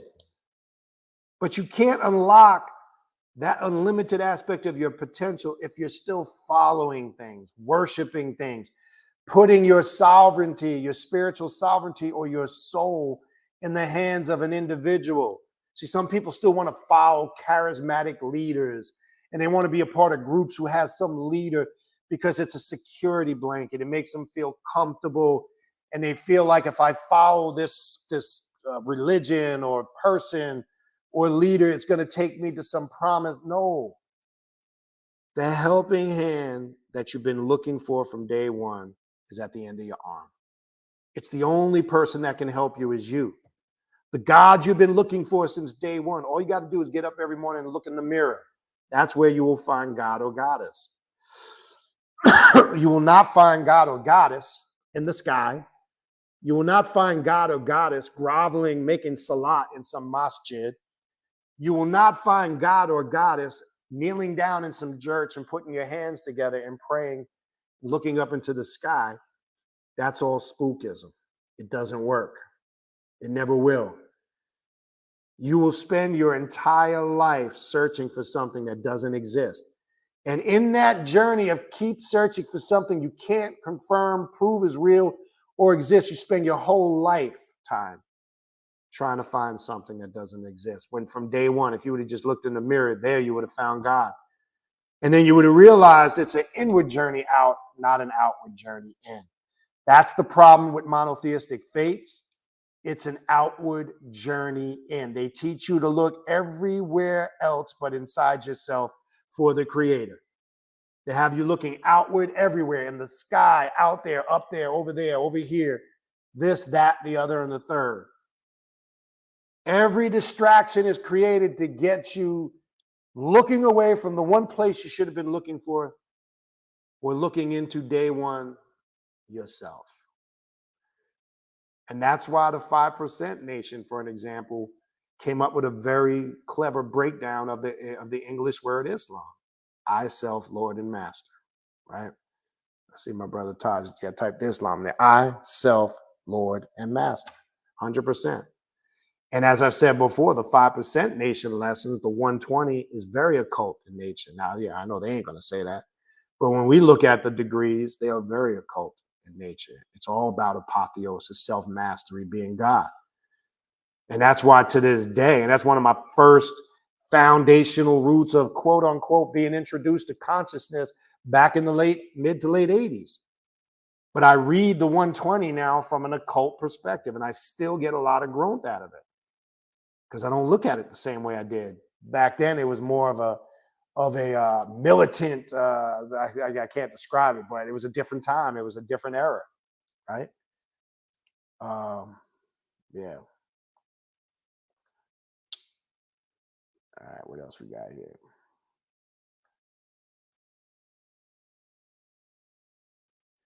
Melek Taus is believed to be a benevolent angel that has redeemed himself and created the world from the cosmic egg. And this is why the Yazidis believe that Melek Taus is the creator of Earth. That's why I said, who really is the God of the Bible? Because now it explains some of the characteristics in nature and events that transpire in the so-called Bible. And when you connect it with this, things start to add up a little bit, make a little bit more sense. Because the way that they present this monotheistic God as being pure holy and omnipotent and omnipresent and omniscient and holy art thou doesn't line up with a lot of the incidents and things that transpire in those stories. But when you understand this, and this is why I've been saying for years, who really is the God of the Bible? Let me continue. Okay. He has created the world from the cosmic egg and now has become a demiurge. He is not perceived as a fallen angel at all, so any correlations should be dismissed. The basic story that is common knowledge says that he wept for 7,000 years after his exodus, and these tears filled 7 jars. There's a science with the 7. Pay attention. There's a lot of symbolism in this part of the story alone. You can see the Abrahamic roots of the jars and that they correspond to the jars commonly discussed in Kabbalistic writings. It is when those jars shatter that the klipoth come into being. So this is a part of the klipoth people don't talk about, right? Because we see at the root of the tree, when we look at Samael / Lucifer, Lilith, right? We see now how the cliffs were created. This gets into something totally different. If you think about this for a moment, you can almost make the correlation between the tears of Melek Taus and the light that comes down from source discussed in Kabbalistic commentary. This is a very strong shared connection with Lucifer. But it also gives us another way to work with Lucifer, particularly his light aspect. Thus, part of the story of Melek Taus is a Kabbalistic tale. In much the same way you can find encoded Kabbalistic writings in the Abrahamic Bible. You can also draw corollaries to the 7 moving lights in the sky. Here's the sacred science to that 7, and Melek Taus, to known as the 7 ancient planets: Sun, Moon, Mercury, Venus, Mars, Jupiter, and Saturn. This solidifies his light-bearing aspect. This is why they refer to him sometimes as Venus, the morning star. This is why sometimes the Lucifer energy is connected to the planet Saturn, etc. Right? And this is why Jupiter energy is sometimes correlated to chaos. There's a Set energy connected to Jupiter, right? When we're dealing with that aspect of the adversary, the list goes on and on.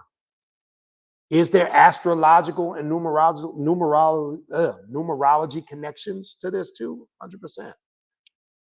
But we use numerology on this path for our spiritual growth, not for spookism, not for fucking fortune telling, and not to use it like religious folks use it to govern every aspect of our life like we can't make conscious decisions. Remember, anytime you're dealing with astrology, it's not the tell-all be-all. You still have the ability to change course or direction, okay? Some people use that shit and like, oh, I can't do nothing because my Mercury's in this and that. Or, oh, no, I can't. Stop that shit. God or goddess can work magic and manifest results in any period, time. I don't give a fuck what it is. To tell me you can't do this or that because of that or this is bullshit. Okay? So you always have the ability to change course and make a decision to alter certain things that manifest. You always have that ability. I don't give a fuck what anybody tells you. I don't care what astrological chart you're reading or how much you think you know. That's information to help you understand yourself. Yes, totally in agreement with that.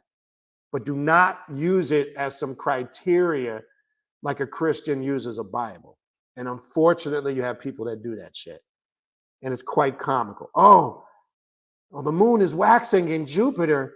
I'm not supposed to work any magic. Fuck that. If you're a chaos magician, you work dark sorcery and witchcraft, Jupiter energy when the moon is fucking waning is a powerful time for a dark magician. Okay? Powerful time. But the traditionalists will tell you completely different. I say to fuck with all that shit. Okay? All right.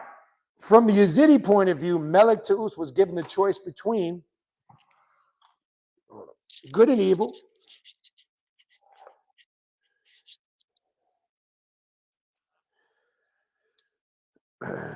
Was given the choice between good and evil when he had the choice to submit to Adam or not. And they believe he chose good.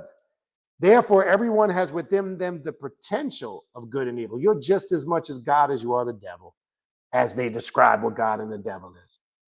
Look at the nature of human beings. We are the type of creatures where one moment we can be very compassionate, caring, and all of those things that are labeled as very positive moral attributes. And then in the minute, the switch could be flipped and we could be very aggressive, violent, rageful, etc. That's explaining to you the dual nature and personality that resides within you. And this is why you're just as much as God as you are the devil, and vice versa. In what they're labeling what God and the devil is. So good and bad are just vibrational frequencies or polarities of the same thing. There's no such thing. Perception is a motherfucker because perception and how you perceive things is how you embrace truth. So is there one complete, absolute, undiluted truth? No. Truth is perceived. It's personal. When one raises themselves up to a truth, that's when it becomes a reality and manifests as truth for them personally. Because not everybody wide scale accepts truth on the same level, because there's levels to that shit. And the levels are adjusted via the person's perception. Because what I might perceive or my perception on a matter to somebody else's might be completely opposite. If we have multiple people sitting in a room, I've said this before, and we're sitting at a round table and I went to each, explain to me in your definition what God is or is. We would probably go around the room and get probably multiple different perspectives. And it's not about right or wrong, because what everybody said, it's not that what they said is right or wrong, it's how they perceived or are perceiving things. Okay? All right, let's continue.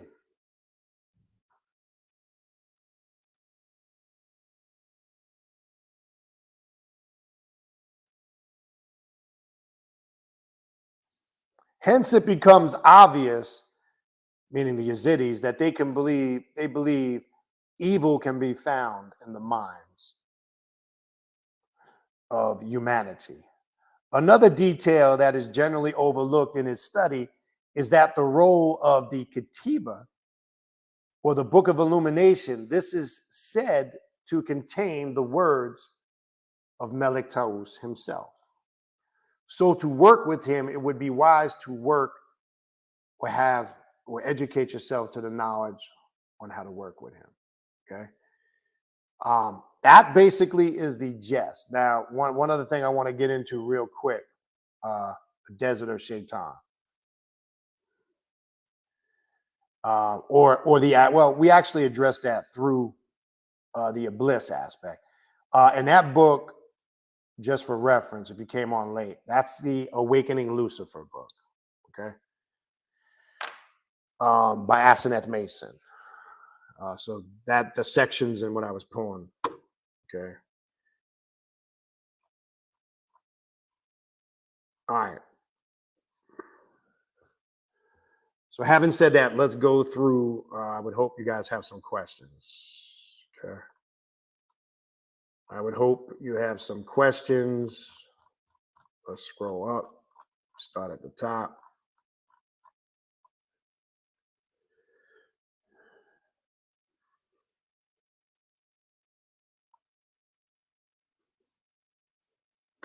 For the set feast, I will go over that.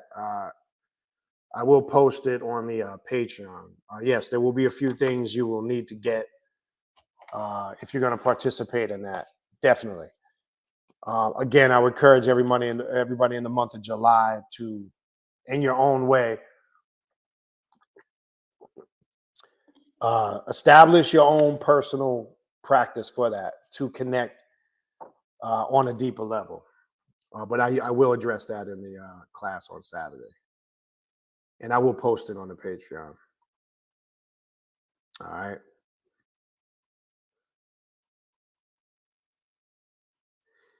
Yeah. Yeah. So, yes, I saw. Yeah. Hold on. Yeah, William. I've been a priest in the Temple of the Ascending Flame since 2019. I don't really talk about that stuff a lot. I don't really think it's necessary, but yes, I'll mention it here and there. Yeah, break out the Kangos for the flashback diner. You know what, man? You give me an idea now. You know what I think? I think we're gonna have a theme night. I think you just gave me an idea where everybody comes in throwbacks. That's a good idea. I mean, reading that's giving me an idea for that night. I think that's what we're gonna do. We're gonna make it a little more funner. I think we'll have everybody come in like something throwback. I think that would be kind of cool, man. Okay.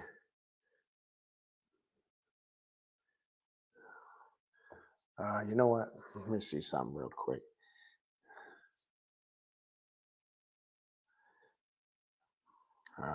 It's funny you bring that up.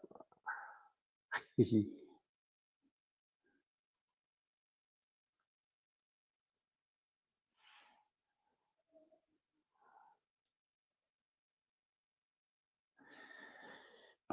right.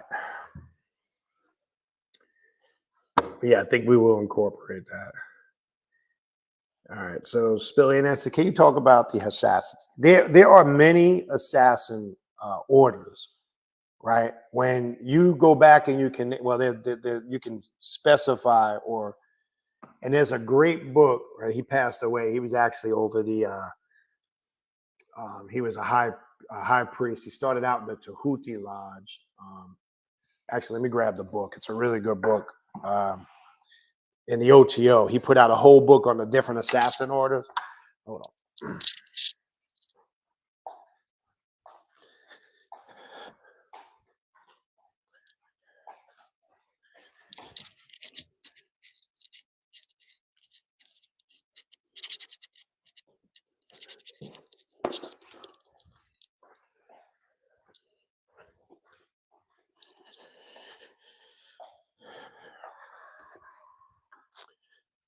This is a really good book on that. It's James Wasserman. I actually met him in OTO. He's got a book called The Templars and the Assassins, The Militia of Heaven. I've talked about this book in the past. In here, for an example, there's different assassin orders that are connected to different paths. For an example, he gets into, if you're familiar with the Nazaris, he gets into Hassan's assassins. He goes into the early years. He even takes it up to the Crusades, up into the modern times. He even gets into Sufi mysticism. So there's been different orders. This is a good book because I like it because it also connects. It brings it up from that time to how it came up into the Crusades. And then obviously we know where it branched out with the Templars, etc. And we know the story during the Crusades with the Templars, Knights of Templar, and these assassin orders. Really, if you understand even some of the mysteries of the Knights of Templar, a lot of the practices that they did were very similar, even though those orders were warring with each other at those times, so-called warring. There was a lot of things going on. But that's something at some point, again, to revisit and do a class. There is something in the archive. If you look, going back a couple of years, we did a whole class on that, on the different orders. And a lot of the information or some of the stuff we used was out of that book. Okay. All right, what else we got here?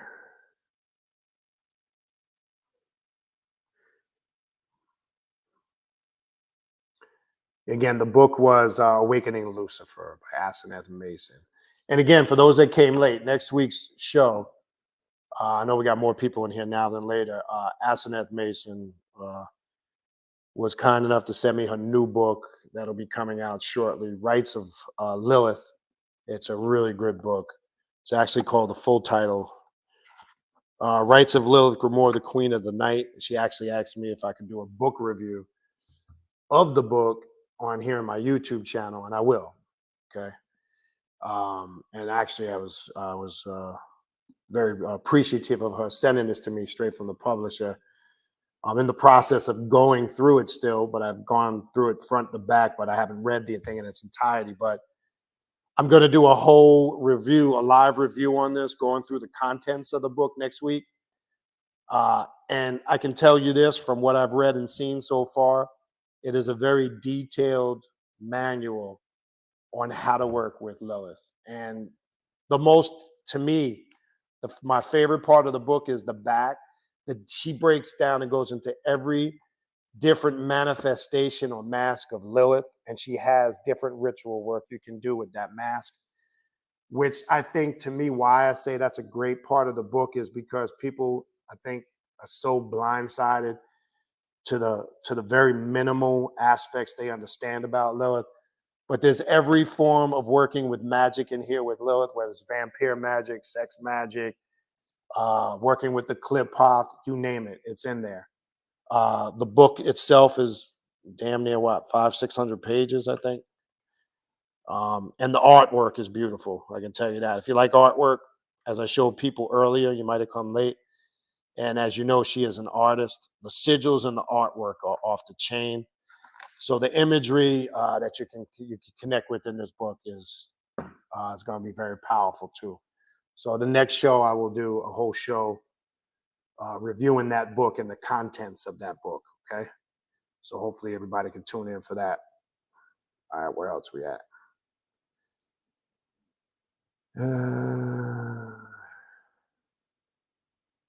Yeah, that's the book, Xander Perlman, by Issa Joseph. That's the one I was referring to earlier. I couldn't think of the author's name. I've actually used that book in a past show. Maybe you guys remember. And in that book by Issa Joseph, there is a section in there with the Al-Jil, or the Black Book, which is not a very long book, but it's like, quote unquote, their scripture or holy book. So I would encourage everybody to get that book.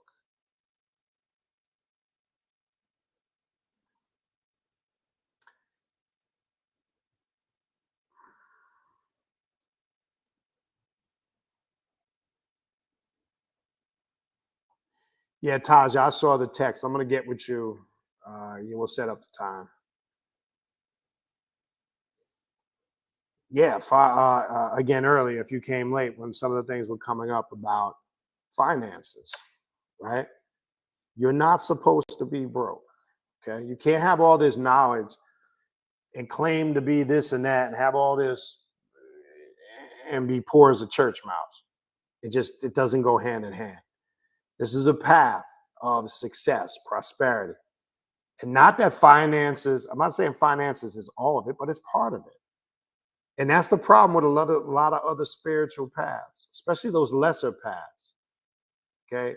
They don't promote that as a goal one should obtain in their life. You should, it's just natural. You should strive to be as successful as you can be. You should strive to the best of your ability to obtain as much wealth as you can. Okay. I don't give a fuck what anybody says. You don't have to agree with that shit. I don't care. It's not going to change what I'm going to do. Okay. In order to live in this mundane world, because if you're so spiritual, heavy and deep, don't go out and earn no money. Okay. See if your mortgage gets paid, or your rent gets paid, or your utility bills get paid, or your business expenses are taken care of, whatever. That's the problem with these people that got their head in the cloud. Oh, you might levitate, and I meditate all day, and I got spiritual powers and this and that, and then they broke as fuck. Broke as fuck. To me, that's a mental imbalance. Something ain't right there. It's a mental imbalance. So don't let anybody ever discredit having prosperity.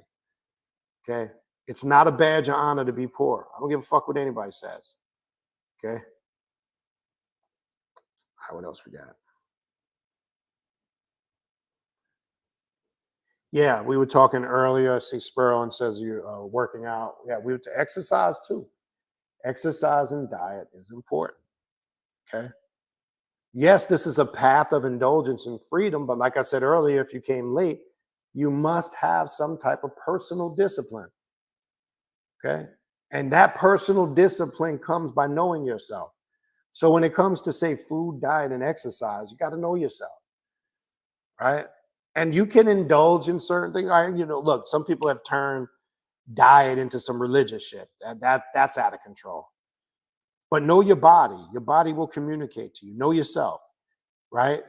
For an example, it doesn't mean there's certain things you can't indulge in, like, ice cream or chocolate cake or whatever. It's just you can't eat that shit all the time. Okay? So you limit that. There's a way to indulge, but not indulge to the point where you get devoured. Right? Just using that as an example. That could be with sex. That could be with money. That could be with anything. There has to be personal disciplinary parameters that you establish that come by knowing yourself. It's that simple. So, for an example, if you got a hard time budgeting your money, and let's say maybe you're struggling with being an impulse buyer, then you might want to keep yourself away from certain places, right? Figure out methods to prevent you from letting weaker aspects of yourself manifest and create chaotic situations in your life. And impulse spending can be something that creates a lot of strife in an individual's life. Because when you're an impulse buyer, you just think at the moment. You might have the money for the moment, but you may not think how it impacts you long term. See, that's the difference between a critical thinker and somebody who's proactive as opposed to somebody who's reactive and impulsive. Right? So this is how you got to break all these things down when you're dealing with life. And as I said before, mastering your mundane existence. You can talk all that spiritual shit you want. You can talk about going up into the clouds, meditating, astral traveling, this or that, but yet your mundane life is all fucked up. Your relationships with your family or your spouse is toxic. You're broke. You got chaos going on in all facets of your life. That's a disconnect right there. So whatever you gathering in that spiritual world isn't manifesting, and it's supposed to manifest and result in your mundane and physical world. I don't give a fuck what anybody tells you. People could tell you otherwise. I don't buy the I'm holy or thou shit or I'm this or I'm that, but I'm not seeing a reflection of that in your everyday life. To me, that shows somebody that's dealing with mental issues. That's all it shows. Okay.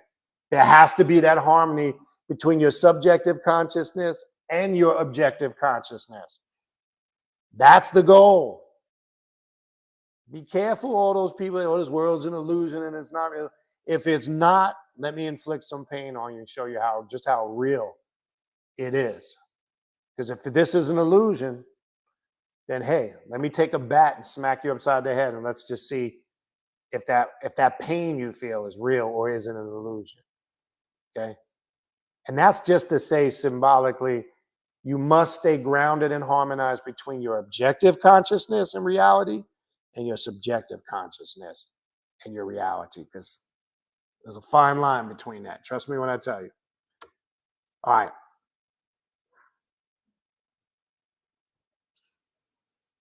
All right.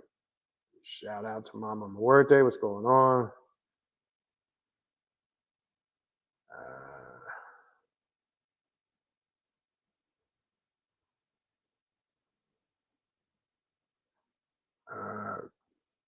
I'm not sure what this question was in reference to. This was from Sperling. Lily said, question, is that the humiliation ritual or a form of it, the hinterland? Maybe there's something I missed. Maybe you could retype in. Oh, okay. I see down here you typed in that the Hollywood elite have the initiate do the humiliation ritual in Jesus. And I'm not sure. I mean, they do all types of shit there, but when you're going through an initiatic ritual, despite all that, I know what you're talking about now.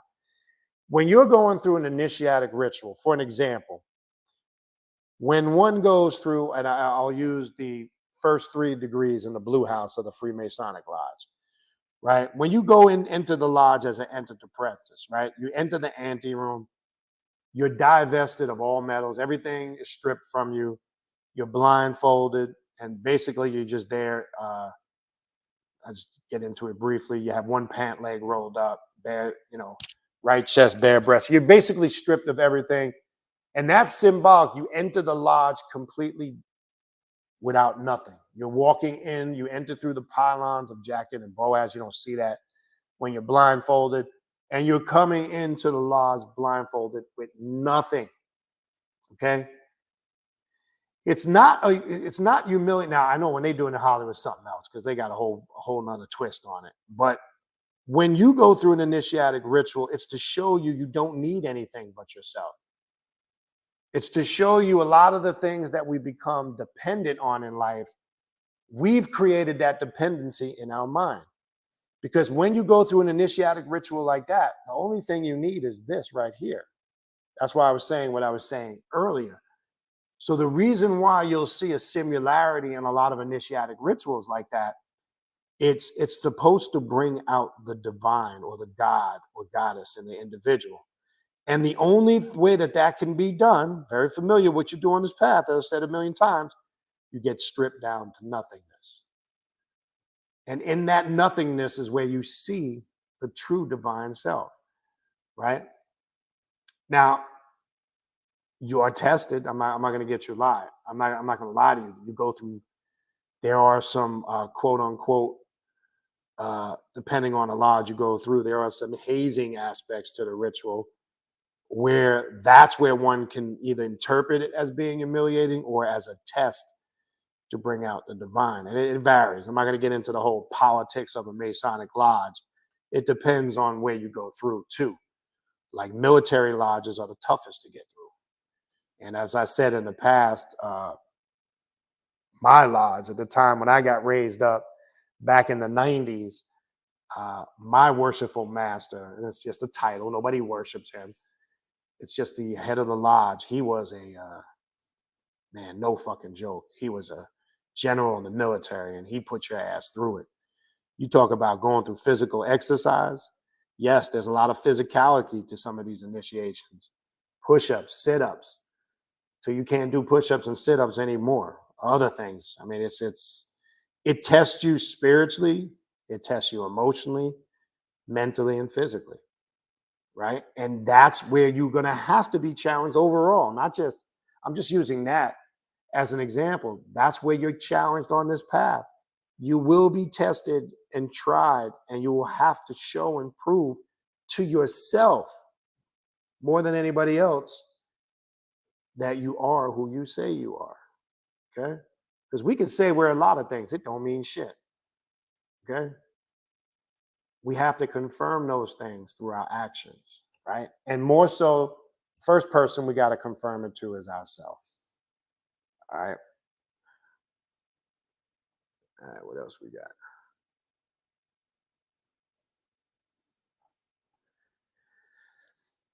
All right.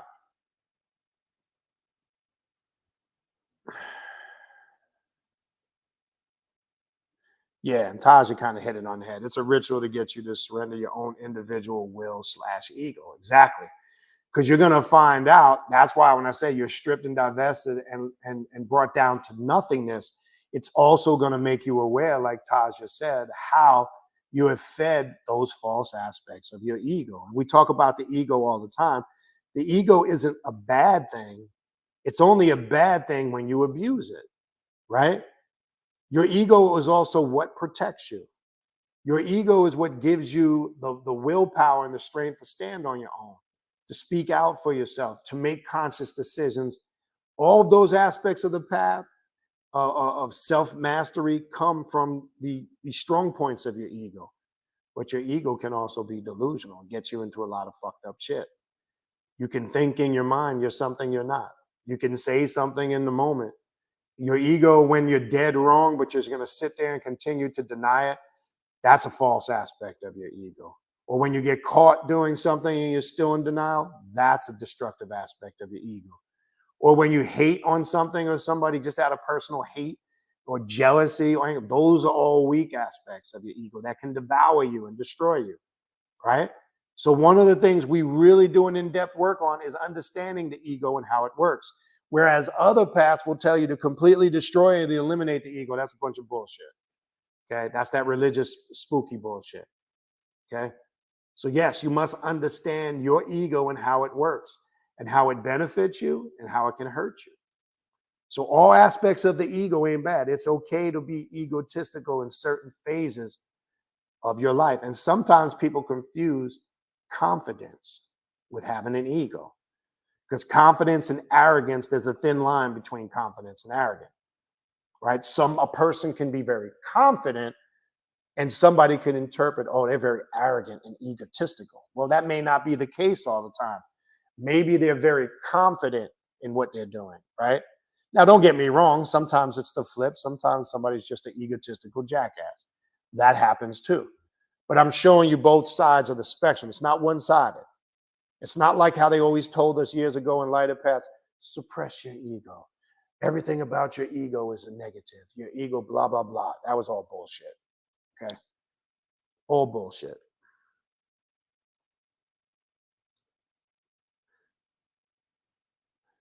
Yeah, death is the only thing promised.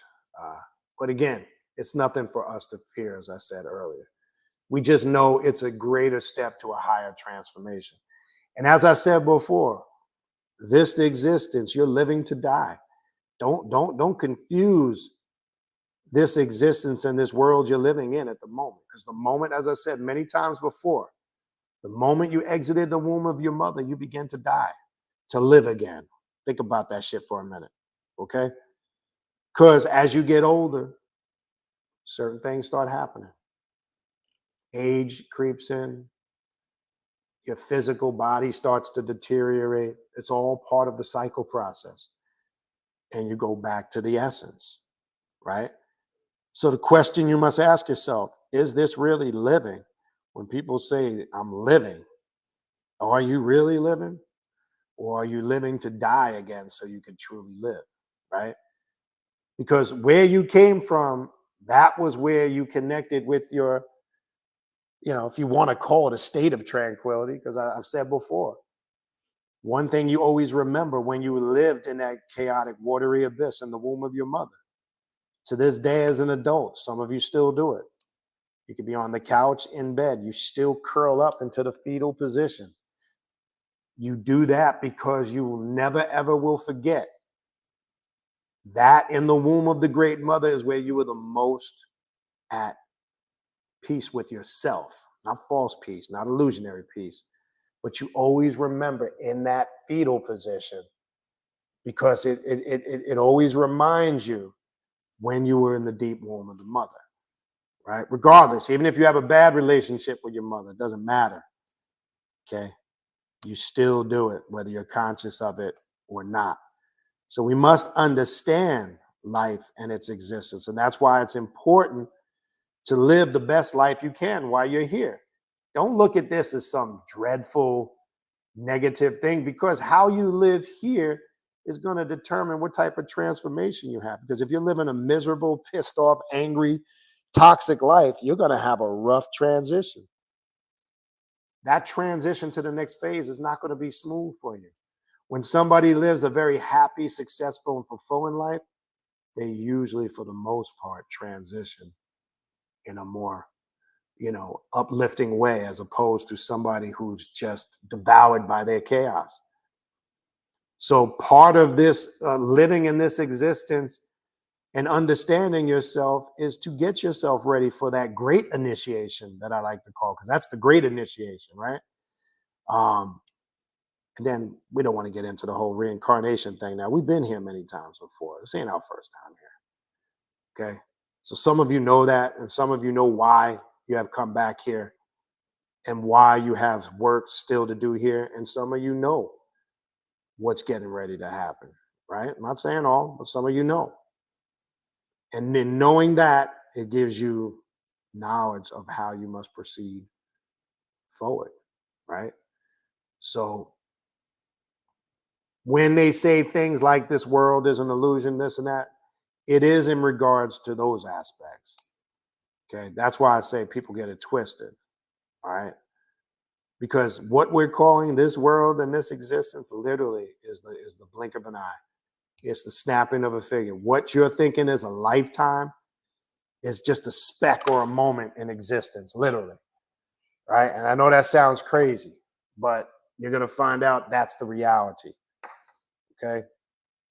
So when we talk about on this path, living in the present moment, living in the now, mastering the now, that's why what you're doing right now is the most important thing, because it's going to affect what happens moving forward. Now, the past is the past, as I've said before.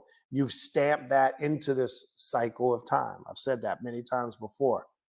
But this is why the concept of living in the now is what an occultist focuses on, because tomorrow, as I said many times before, is not guaranteed to come. Some people won't see tomorrow. So that's all we do have in reality is the now. And you must be in the present moment and master the present moment, master the now, because that will affect things long term and will impact things moving forward. You know how many people that I deal with in readings and consultations that a lot of their problems are they're looking everywhere, they're looking that way, they're looking down the road this way. That doesn't mean have plans and plan your future. That's not what it means. But sometimes when you're looking there and over here and there, or you're looking too much in the past behind you. You're focusing all your energy and attention on everything that you should, which is the present moment, the now. That's all you can control is the now.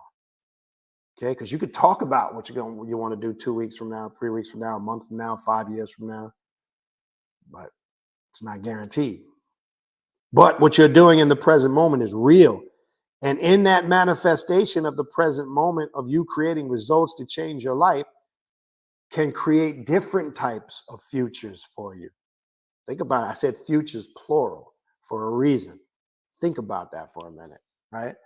And that's why I say we deal with cyclical time. We don't deal with linear time. Linear time is the illusion. That's the real illusion.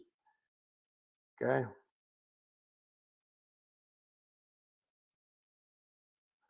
All right. What else we got?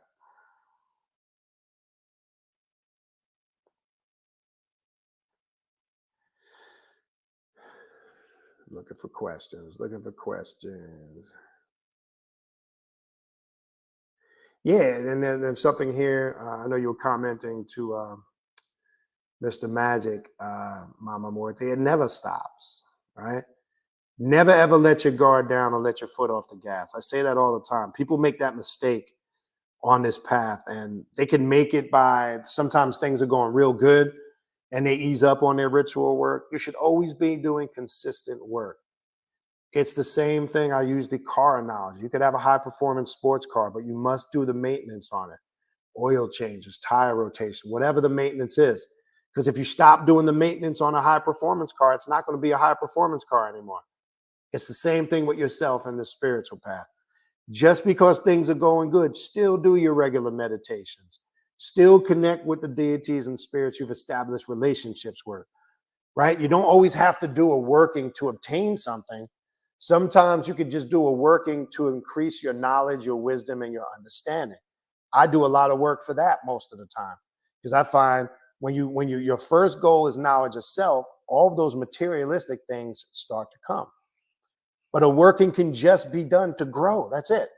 You don't have to do a spiritual working or a ritual to obtain something. And that's what I don't understand about some people that practice magic. Every time they're doing magic, they're trying to get something or obtain something. Now, I'm not saying magic is done when something needs to be obtained. That's not what I'm saying. But what I am saying is you should also be doing ritual work to increase your knowledge, your wisdom, and your understanding, your overall health, prosperity, just spiritual things that are going to benefit you long term. And that's what your daily addresses should be at your altar, right? And your meditations. And if you created personal invocations / affirmations, they should be geared towards that. What are you running for? I need to go to the bathroom. But yes, never let your foot off the gas. Always be consistent, even when things are going good. Okay.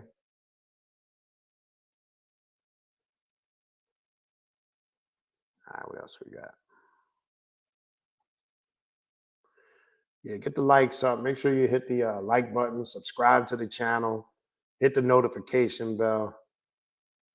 Greatly appreciated. So this is a good question by William Thomas. William Thomas says, do you think the Bible is the words and liturgy of the supposed demiurge? And do you believe the demiurge may be Saturn? So let's address both of these. The first part of the question. There's many concepts of what the demiurge is. Some think it is a literal place where there are beings called archons and all types of entities that can devour and destroy and eat you up and all that other stuff. Some think it's the lower recesses of your subconscious mind. Some I have heard liken it to what you do to Saturn. I think it's personal because there's not one complete definitive definition. Is that there is in certain traditions and paths, but I think some of those are religious in nature. And I'm more in alignment with, the demiurge does represent a lower or weaker aspect of yourself. And many different manifestations of that can come, whether it's through your ritual work, personal life, through your meditations, challenges, obstacles. I'm more in alignment with those that are in agreement with that it is the lower or weaker aspects of your subconscious mind that you have no control over. And can entities and demons, like they describe, such as archons, manifest? Yes. But I think the demiurge, just like everything else on this path, is very personal and different for each individual. So I would look at more so what the definition and how they describe what the demiurge is and how you can apply that to yourself. Because some people almost look at it like it's some form of a place like hell. And I think that's spooky and religious. No. And I don't believe there's any beings that can devour and destroy you, because then you're now saying you are inferior to something outside of yourself. So I think a lot of it is perception and perspective and how you've embraced that concept. That has a lot to do with it. Now, as far as the Bible, I do think a lot of the liturgical words of it are connected to demiurge concepts. Yes. You can find that a lot when you go through it, and I'm sure you have if you've gone through it.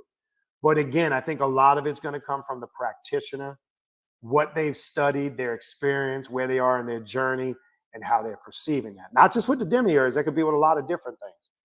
But this is how we develop our path to self-mastery, right?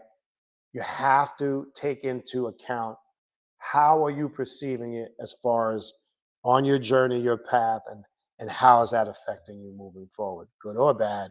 And what adjustments or changes are you making through that understanding? That's the important thing, okay? So hopefully that helps.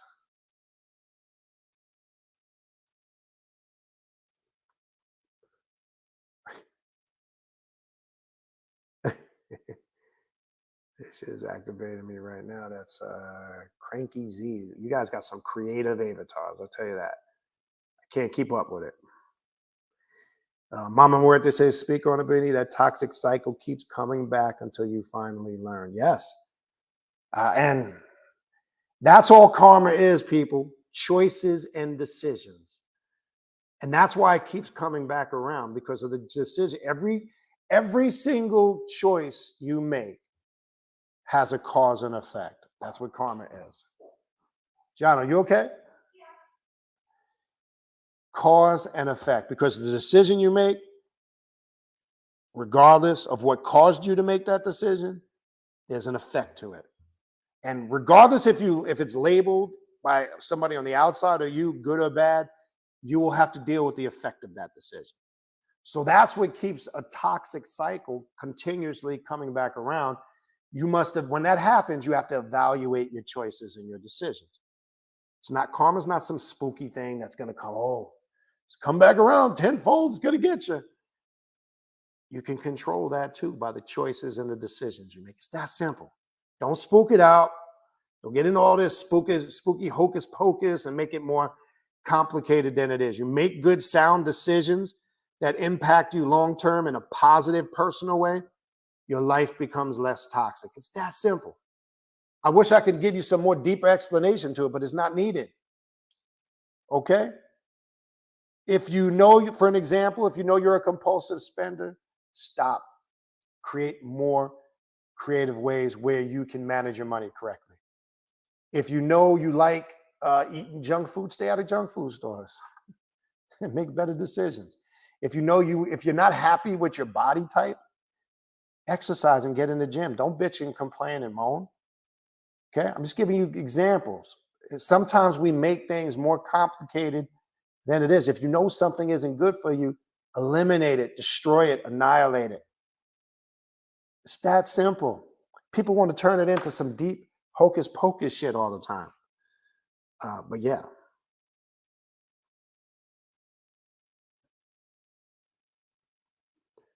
Nexodus 66 says, my spirit revealed to not trust mankind. Yeah, I mean, trust yourself first. Trust is earned. I mean, I mean, it starts with you. As far as trusting individuals, that's something that's earned. And you keep your circle tight. But yes, you should never fully trust anything or anybody. Yes, and Sperlin Lily says, yep, sure. Yeah, they will guide you on what to read, eat, workouts, etc. The more you listen, the more you get. Otherwise, that ass is gone. Yeah, real slow. Yeah, you got to take care of yourself.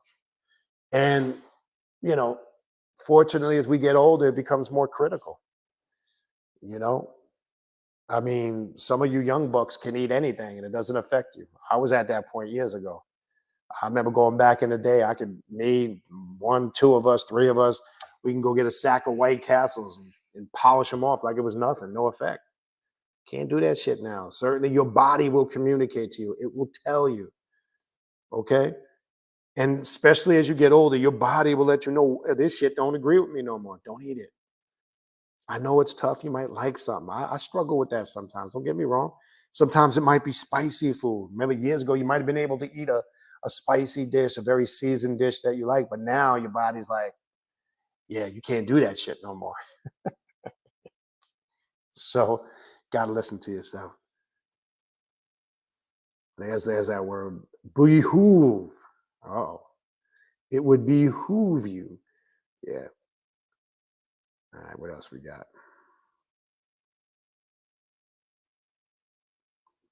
Yes, and it's about trusting yourself, like Mama Worthy said. I know you said that at Nexodus. I understand, totally understand where Nexodus 66 coming from. But I think if you trust yourself, and trusting yourself is being able to read people well, tap into their instincts. That's how what I mean when I say that trust is earned. Right? Some of us could pick up on a vibe right away. I can walk into a room. Sometimes I can meet somebody within. It's not to be judgmental. It's just sometimes it's a blessing from the spirits. You could pick up right away on that person, and that's all you need to know. That's a wrap. So trusting in yourself and your connection with the spirit world is going to assure that the right people you will be around you and will connect with you, and that's it. It's that simple. That's how it works for me. I can't speak for anybody else, including Nexodus 66, and I'm sure they have their reasons for that, and I totally understand and can connect with it. But it does start with trusting yourself, 100%. Excuse me. Wow. Yeah, Shem Suneta, you hit it on the head. That's the goal of the system, to exploit the conformist labor to obtain wealth. And that's one thing, though, we've always tried to promote. If you can, it's always best if you can work for yourself, run your own business, or have a career or profession where you are in control. I've been fortunate or blessed to have that ability for a while now. Did I have that back in the day? No, I started out like everybody else, working regular jobs, and I'm not knocking anybody. Look, do what you got to do to earn your money and take care of your family. I don't care if that's flipping hamburgers or if that's working a corporate job or running a business. But you should always want to attain, even financially, you should want to obtain a path of financial freedom. I'm fortunate where I have a profession. I come and go and do as I want. I pretty much set my own hours. I pretty much work 3-4 days a week, and I'm able to obtain my business I run on the side because I've created a schedule and a system that is geared around that. And again, it took work to get there. I'm not saying it happened overnight, but it's a great feeling if I want to go take a trip, or if I got to spend time with my son. Like for an example, you guys know my son plays a lot of travel hockey all year round.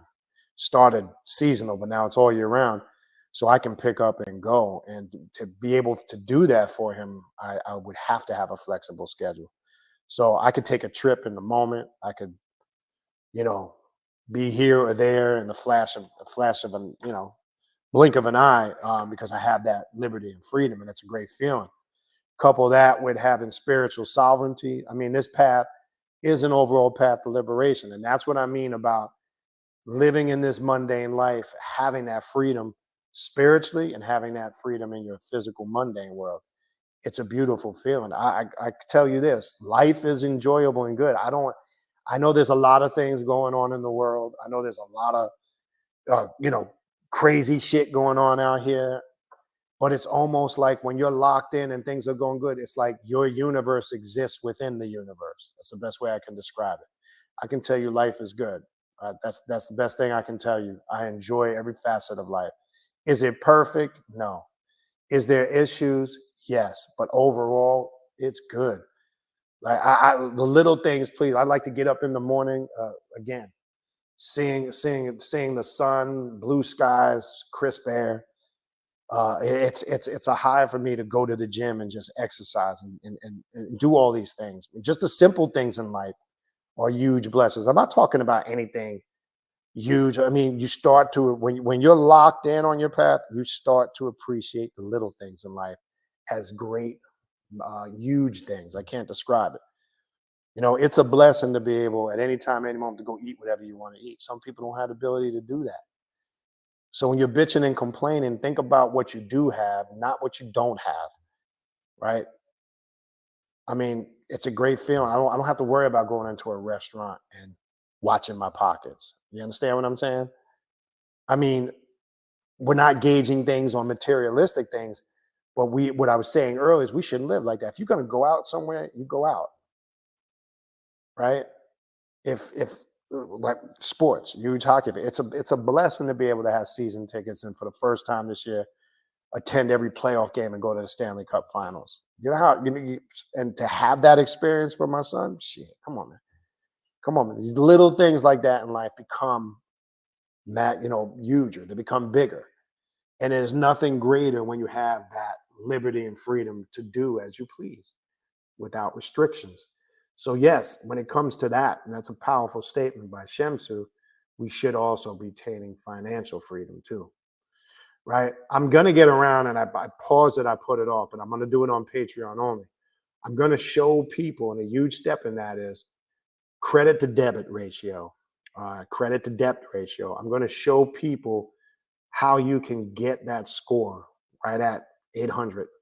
I mean, in the eights, right where you need to be, the highest, and I'm right under it. And a couple years back, I'm talking about somebody that came from a very low 500 credit score because a lot of us don't understand how credit and money works either. That's a whole nother class for itself. And a lot of it is based on your credit to debt ratio. How much asset or credit you have to how much debt you have is a large impact on your credit score. But I'm going to share with people like how many cards you should have, how you open it up, how you establish it. And there's a quick way you can raise your score by using cards in a discretionary way, paying off the total balances, which raises your credit score. I've been meaning to get around to do that class, but that's important. How you can have actually, because credit really is money that doesn't exist. And I'm going to show you really how it works. You could be sitting on over $200,000 of credit right out the gate if you know what you're doing, right? I'm talking about in your wallet type of credit, but that doesn't mean, see, here's where the problem people don't understand. It doesn't mean you just start taking cards and spending and buying shit. Okay. And I'm going to show people how to do that in that class. And that's something, as I came on this path, I focused more on my finances because I realized, look, you keep going at a rate in life with a 500 credit score, you ain't going to be able to buy a fucking hoopty. I can tell you that. Because that's all important if you want to buy houses, you want to buy real estate, you want to invest. If your credit shit is out of whack, I learned the hard way, people. I'm trying to tell you. And I'm sure you guys probably can relate to what I'm saying. You probably have similar or may have had experiences. Maybe some of you don't. I don't know. But yes, figuring that out is important. And even I'll show you how to establish like Citibank has a lot of establishment with department stores. A lot of charge cards are done through Citibank. Synchrony is a company you got to be very careful with. They're super strict. You 1 or 2 late payments can impact your credit score with them. Synchrony usually provides credit for a lot of services and stores and online shit. You got to be careful. You got to know all that stuff because some of them are stricter than others, vice versa. But I can tell you one company you can build a lot of credit with. I know we're turning this into a financial class. Citibank. Citibank is phenomenal. Once you get in good with them, I can't even put it into words, but I'm gonna talk about that. To me, they're the best bank and creditors out there. I'm not talking about if you have a bank account with them. I don't do banking with them in their bank, but I have a lot of credit with them through Citi and phenomenal. Amex too is another one. You can get a lot of high credit with Amex, but they too are very strict. Amex and Discover. But anyway, I'm gonna do a class. I've been putting it off for months. It just reminded me. But that will be on Patreon only. I'm not gonna do that here on YouTube. All right. All right. What else we got here?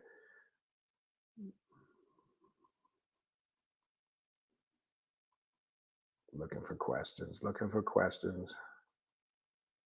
Kind of skipping the comments due to time. I don't want to waste too much time on them. Just see if we got questions. Questions.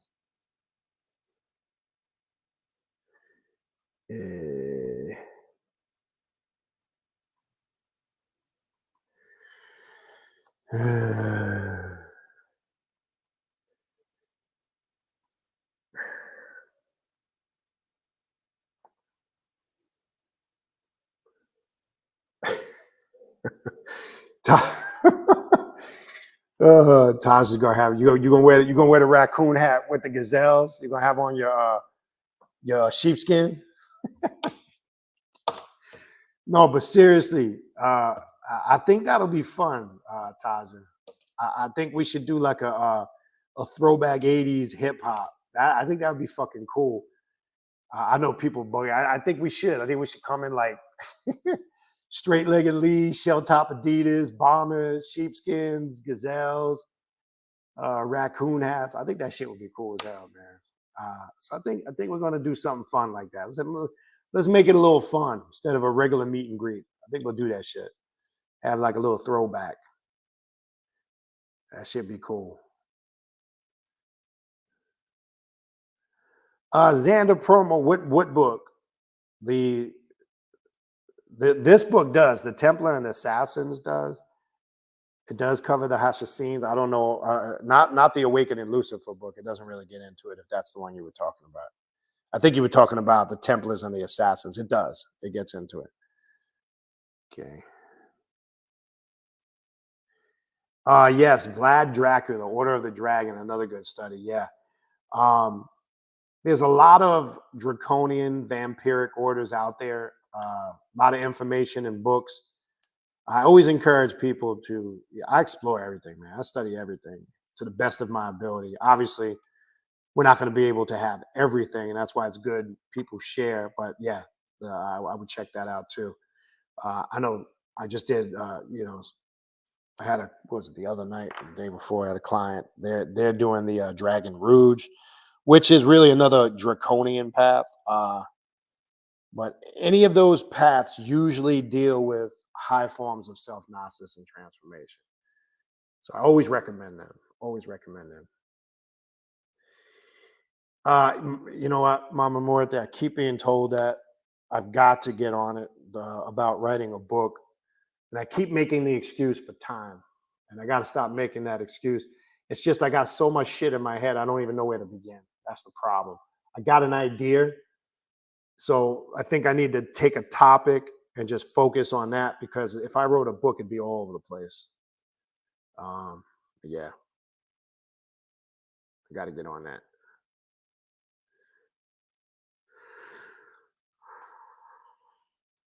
No, that's true. You cannot buy the deep books and travel as needed.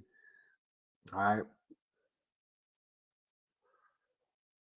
Yeah, here you go. There's a good comment by Xander Promio. I tell you what you see, how spiritual you feel when you're dead ass broke and you're up against the wall. It's a wake up call.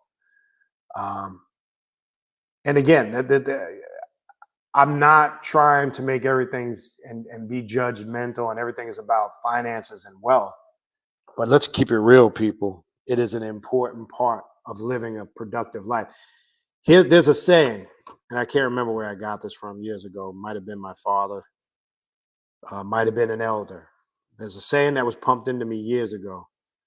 A good income solves at least 80% or more of life's problems. And it's so true. And that's a simple way of saying money's not going to solve all your problems, but it'll cure a lot of them. Okay. I guarantee you won't be in as bad of a shape if you have money to do what you want to do. If you look at people that are complaining all the time in bad situations, et cetera, 90% of the time it's rooted to money or lack of, right? Now, can money be destructive? Yes, some people don't know how to handle large amounts of money. It's not that money is the root of all evil, it's the abuse of using money incorrectly, right? When you know how to use money in a productive way, it's not destructive. It's only destructive if you don't have that discipline. But yes, we have to keep it real. Money is critical and important for how we feel about ourselves, right? Because when you got to always gauge your pockets, excuse me, to everything that you do in life, that's tough. That's tough. I've always came before the spirits asking to just be provided for what I need, right? And in asking for what you need, you get more on top of that. So that's why I said before, I don't ever drive a shitty car. Okay. I'm in a new car every 3 years. Okay. And I'm not driving piece of shit cars. I'm not saying I'm driving Bugattis and shit, but I'm driving nice cars. Okay. I'm not living in a small house. I'm living in a nice house and I own property. I'm not saying all this to gloat and brag and do all this. I'm saying from where I came and where I'm at now is being able to understand myself and master this path. So I don't worry about how I'm going to get to point A and B. I don't worry about it. It's nice for me when I got to do things. I don't need to look into my account when I got to pay something. I'm giving an example. The other day. No, what's today? Today is Thursday. So yeah, yesterday, Tuesday night, going into Wednesday, it was about 10:30 at night. And this is real life problems. And let me give you an example of what a good feeling this is. I get up, I fell asleep on the couch, and I noticed it was very warm in the house. It's 10:30, quarter to 11. Immediately, I know I have AC radar. I have air conditioner radar. When you live in South Florida and coming from New York, that AC is critical. So I knew something was wrong. So then my wife gets up 20 minutes later and she never complains. She's like, "Oh, is it hot in here?" And she was sweating. So immediately I go outside. The inside, you can hear the AC running on the inside. But I go on the outside. The unit's not running on the outside. Now mine is 11 o'clock at night. I'm on the side of the house and shit. So I immediately know what it is. I call the AC people. It was the capacitor. And the capacitor, it facilitates the voltage and the power to the unit. It had gone. Well, what I'm saying, long story short, AC went, was able to get somebody out. As soon as I got up in the morning, they opened at 8. They got out there about noon, 1 o'clock. Anyways, $287 to fix it. Not that that's a lot of money, but I didn't have to stress about it. Some people got to stress when shit like that goes wrong, right? I say I don't drive piece of shit cars because they're covered bumper to bumper. I got to worry about it. If I get a nail in the tire, it's fixed. I ain't got to worry about driving somewhere. Yes, if something goes wrong, and it could, I'll be in a replacement car. Shit will be fixed. I ain't got to pay shit for it. You understand? Little things like that give you peace of mind in this day and time because that's the time we live in, right? But when you have to stress over those things, it's hard to focus on your spiritual life. So I don't worry about none of that stuff. So I know if something goes wrong. Listen, I'm gonna tell you this for the first time. Not that we lazy people, but it's just we can do it. I got people that come and clean the house now. I know that sounds fucking lazy, but we had them come in once every other week and do a detailed clean the whole fucking house front to back, and they do a good ass job. Because it's not. I say that to say it's not that it's being lazy because that frees up more time to do other things, whether it's spiritually or personal things. Just look at it that way. Don't look at it in a negative light. I look at that because I was opposed to it at first. I'm not gonna lie to you. But then when I looked at it, I said, you know what? Because we spend a lot of time sometimes doing that, having somebody come in twice a month or 3 times a month. And they do it. I ain't gonna lie. They do a way better job than we do. I ain't gonna front. And not only before that, 3 weeks ago, had to put a whole brand new toilet in. And my son learned a lesson with that. He tried to call a big company to come out. These motherfuckers with $1,060 to put a new toilet in. I told that motherfucker, you better hit the road. Because I have a personal guy that does it. And he was on vacation in Jamaica. And long story short, I waited till he got back. And he said, you go get the toilet, I'll put it in for $150. Long story short, it cost me $300. And I threw him a tip. Okay, brand new toilet. Okay. Little things like that give you peace of mind. I don't got to go look at my account. Is the money there? This or that. And I'm not knocking it, but look, life sometimes deals people's situations and circumstances. I get it. But what I'm trying to tell you people, we have to get on a level where those things are not distracting us from our spiritual growth. And this is why sometimes life is too overwhelming for some people and it consumes them. And it could be a great distraction. Now, I can't give you all the answers of how to get there. That's the other problem. People want you to tell them how to get there all the time. You're going to have to figure certain things out yourself, because everything that might have worked for me isn't going to work for somebody else. But if you understand yourself and you understand how to navigate through this path, you'll be able to do that. That's why you don't hear me. Look, yeah, I put in my description Cashapp. I appreciate some people send donations, but that's why you don't see me on here like other YouTube occultists asking for donations and shit. I don't do that shit. Okay? Where I get compensated for my work is the Patreon page. And those that are on the Patreon page know the work that's put into that. Where I get compensated is when we have the conference. You guys know what you're in store for. Well, to a degree, we get down there.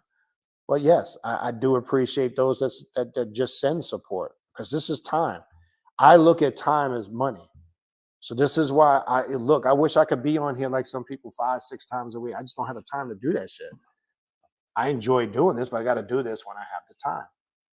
So, and it's the same thing when people work with me through consultations and readings. I show you how to do it for yourself, right? I'm not one of them people that do a reading for you, then hit you upside the head and say, oh, you need to do this, you need to do that.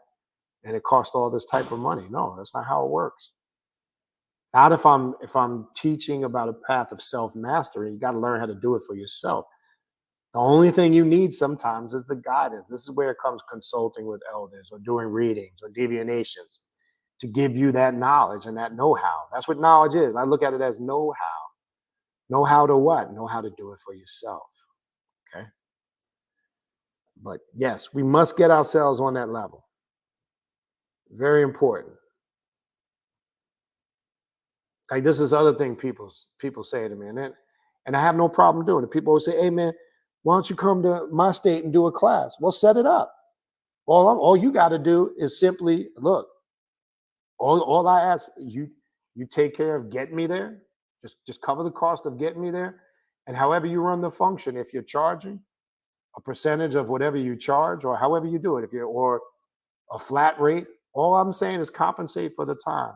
I did a lot of that prior to the pandemic, and now people are asking. Now that things are for the most part back to normal, I'm looking at possibly traveling to other states. I was doing that shit for quite a few years. It's just, for whatever reason, the pandemic hit. There was the shutdown. I have not traveled a lot doing that since, but I'm going to get ready to head to New York, Rhode Island. So I'm going to start with places that I'm familiar with. But I want to put that out there. If you got an area where you want me to do a class, that's how it works. You just cover the cost of getting me there, put me up in a hotel or whatever, and compensate. I'll be there in a minute. But I just want to make it fair. I don't do shit like that for free. I'm not going to come there on my money and my time, because some people have asked that. I don't do that. I'm sorry. It's not personal. It's just time is money, and time costs. Because if I waste time, and I say waste time in the sense, if I'm doing something like that, it could be taken away from something else. See, that's how you look at being productive. But I have no problem doing something like that in the future. You just handle those aspects. Young Finest, you ready, brother? Sign up, man. You've been in here too. You've been in here long enough. And I would recommend tier 3. And look, there's people on all levels in the Patreon classes. We have newbies. We have experienced, seasoned practitioners like Sperlin Lilly. He's been around. He's one. Mama Muerte has been in there. Taja, right? There's people in here. They've been around a while. You got people like that, and then you have brand newbies. You don't have to be on any level to take those classes, right?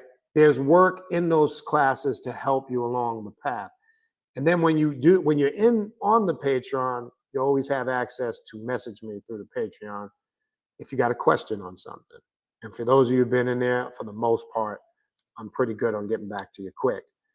And then you have access to be in the live classes when you're able to, and you can interact with me and everybody else in the class. Now, also keep in mind, because this comes up all the time, if you do join the Patreon, you don't just have access from that day moving forward to classes. You also have access to everything in the archive going back 3 years. Okay? So there's tons of classes on there. So when you join the tier, you have access to everything on the tier. So you can go back to the first class. So you have access to all the old classes. And I say old only in the sense because they've already published. And then you have the current content and all the new stuff moving forward. And there's hundreds of classes on there by now. I lost count. And we have, as I said before, a bunch of ongoing series. We have the Egyptian Vampiric class. We're up to Shadow Work class number 17 and counting. We have the Luciferian Magic and Self-Mastery class. We have the Clepothic Sorcery and Magic class. We have the Esoterical Occult Bible Study class. The Eastern Left-Hand Path Occult class, which I love doing that class. We have the Kundalini Awakening and Meditation class, which that's a great class to get the foundational aspects of this path. Mastering breath control, breathing, meditation, working with the chakras and understanding them, mantras and vibrational frequencies. And I show you how there's one for each chakra, how to do chakra healing, all of those things. That's a great class to really tap into to get those aspects. We have a Norse mythology left-hand path rune class. We have a Sith, ongoing Sith, dark side alchemy and philosophy class. I mean, the list goes on and on. There's ongoing classes in there. And then there's a ritual for every month for the last 3 years. So there's probably, not counting the ritual work in the classes. See, the Patreon page, you're going to get tons of ritual work. There's a monthly ritual in addition to that. So you're going to have 3 years worth of monthly rituals on there, which is probably 36 to 48 rituals alone, just with the monthly rituals, and then all the other stuff in the classes. So the difference, people say, what's the difference of what you talk about here on YouTube and Patreon? Big difference. Because we get a little more detailed and personal, and we focus. It's in-depth study, and there's work assigned to all the classes, right? So it's more personalized and customized for your growth, right? So it's a big difference. And there's topics in there I'm going to talk about. I won't talk about here openly, okay? So yeah.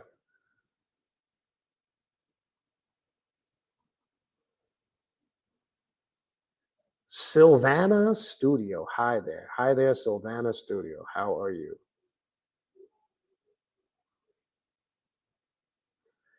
I feel you next to this 66. I feel your pain. Because immediately when you said about, it's crazy. Immediately when you said about the not trusting people, I got a serious migraine right above my left eye that's still slowly subsiding. It's right above here, right where you see my finger rubbing above my eye. I feel your pain, okay? And it's part of the process. You're right. You had to lose yourself to find yourself. You hit it on the head. And sometimes a lot of us have to go through that in life. We have to completely lose ourselves in order to find yourself. That's so true, 100%. But I feel your pain. It's a lot, okay? And sometimes when things like that happen, right, it's easy for most people to cave in, right? It's easy for most people to be angry. It's easy for a lot of people to go into serious states of depression and feel like they are just a victim of their circumstances. Or you can be a strong warrior and fight through it and overcome it and be victorious over it. And I don't know, it's like, right, I don't know if you've had any health problems, or I don't know if there's any of your kids right here where my right breast is, right below on the right side, abdomen, stomach, liver, kidneys. I don't know if there was any of that stuff going on. I don't know if you have anything going on there now. I would suggest you get that checked out, or something you battled through. But I'm telling you, it could be stress, it could be anxiety, or it could be tapping into stuff you were going through. But when somebody has those battle scars, uh, it's that old saying, yes, what doesn't kill you only makes you stronger. It's not a pretty lesson to find out, but there's a lot of truth in that. And I agree with that statement. What doesn't kill you does make you stronger. Okay. All right. Yeah, I guess that's the fetus position. I do it every night with my pillow. I love that position. Yeah. I mean, I sleep on my side and I always catch myself. One thing I did some research, and you guys might want to look this up. I found out a couple of things that I was not aware of. Things that can bring on Alzheimer's and neurological disorders and memory loss. And I found out, and you can Google this, and I found out I was surfing the internet. I'm telling you my age. Who the fuck uses that term anymore, right? God, wow. I'm telling you how old I am. So who says, anybody ever say that anymore? Surfing the internet. Wow. Anyway, I just caught that. But so I actually, it was through, I have AARP. That's what it was. And AARP, if anybody has AARP, you get a lot of little discounts. This and that's a pretty good thing. But they have a lot of helpful articles. And one popped up about sleeping patterns. That's where I saw it. And I was reading this article, and there was research on there. And it was saying the best and the worst ways to sleep. So I said, let me check this out. So the worst way you could actually sleep is on your stomach. I know, like when you have COVID or breathing disorders, stomach is a good way to sleep. And that's really the only time you should sleep on your stomach.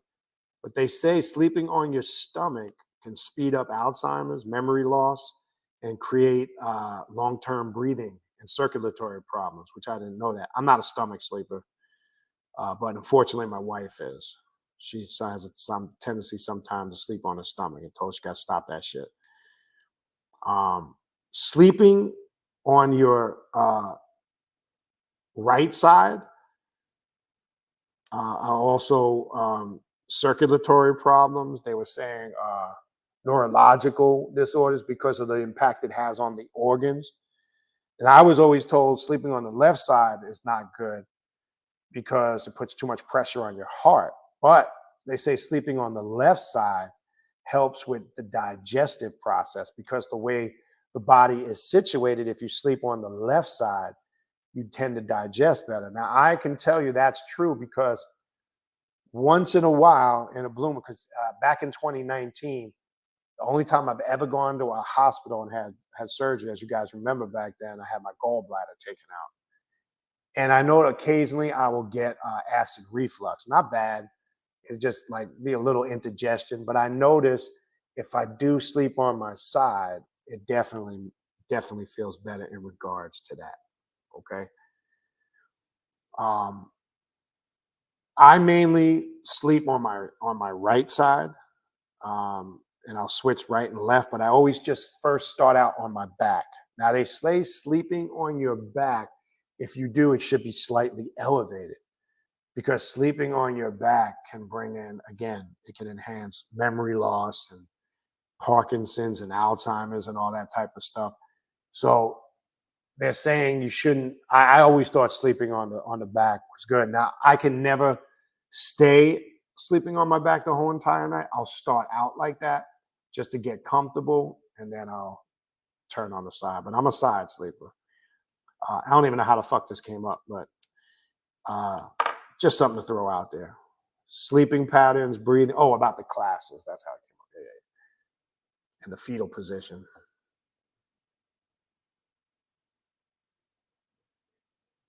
All right, what else we got? Shemsu, she gave me, as far as Asenath Mason's book, I have the website. If it's not, I don't think it's available. I think you can pre-order it. So she gave me the direct website. I'm going to put all that information out on the next class. Because when she reached out to me, well, I mean, I deal with her in the Temple of the Ascended Flame. But she reached out to me and asked me if I could do a review on my YouTube channel since I have a decent following here, and I said absolutely. So she sent it to me from Poland from the publisher. So it came a day or two before my birthday, I think the 8th or the 9th of June. So I wanted to go through it for a couple of weeks before I did the review, and I'll be ready to do the review. That's what next week's, the next YouTube video is going to be a live book review. We're going to talk about Lilith and all the aspects in this book. I'll put all that information out there. So I do think it is available to pre-order. And I know she's taking orders for them. And then it should be available in its whole. Now, this won't go on, and she doesn't put these hardcover ones like this on Amazon. I think you're going to have to go straight through her site. And she sent me all that information. I'm going to put all that up when we do the book review. And the price and everything, I don't know. I'll get all that information too.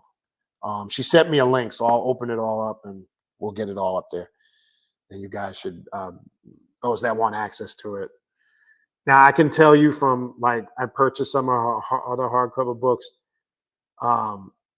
which I haven't even touched on. I don't even want to get into that now. Usually this type of book, I would say anywhere from $90 to $150. I'm assuming, but I'll get all that information.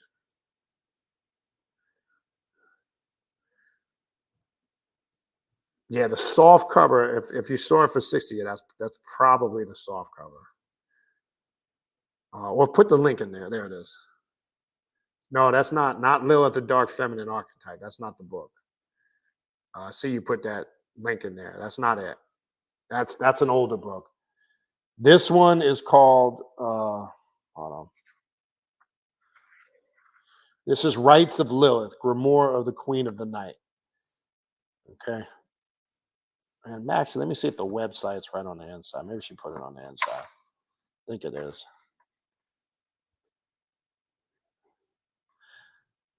Yeah, it is actually. Actually, she did the copy. Hold on. Actually, you know what? I have the website in my email. Hold on.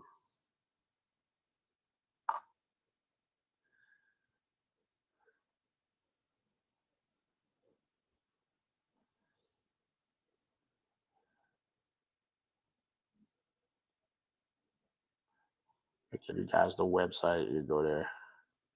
Yeah, but that one that Taja put in, that's the older book. That's not the book. That's a good book too, though.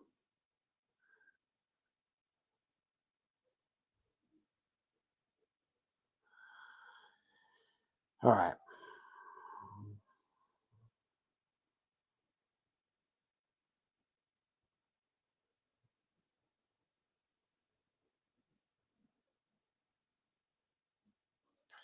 Okay, yeah, NephiliumPress.com.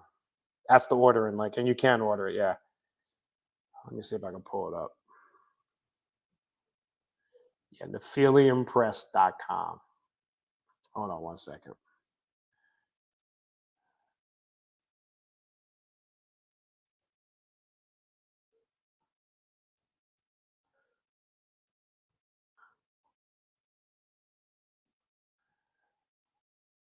One second. Okay, yeah, it is actually on there. Cool. Let me see. What price is it? Hold on.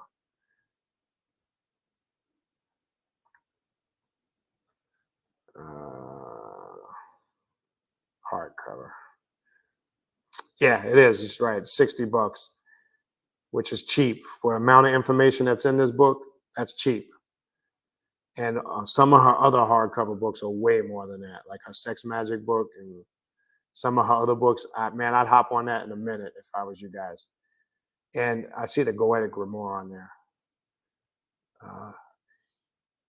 She is broken off. I know she's breaking away from becoming a living god. I know you guys probably seen that dude. I don't like that dude. He coded. When I say I don't like it, it's just something sketchy about the dude. But anyway, breaking away from. I know a lot of her books in the past were on becoming a living god.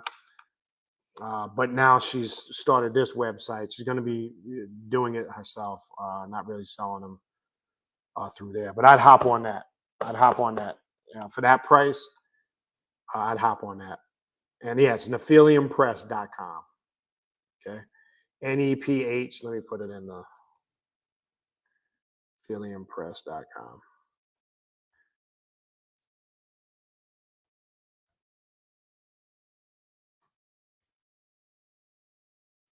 All right. Well, yeah, we're going to do a whole review on this next week.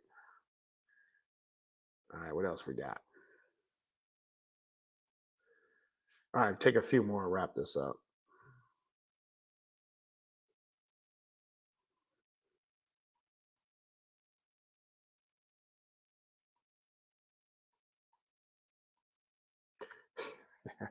Credit magic. Yeah.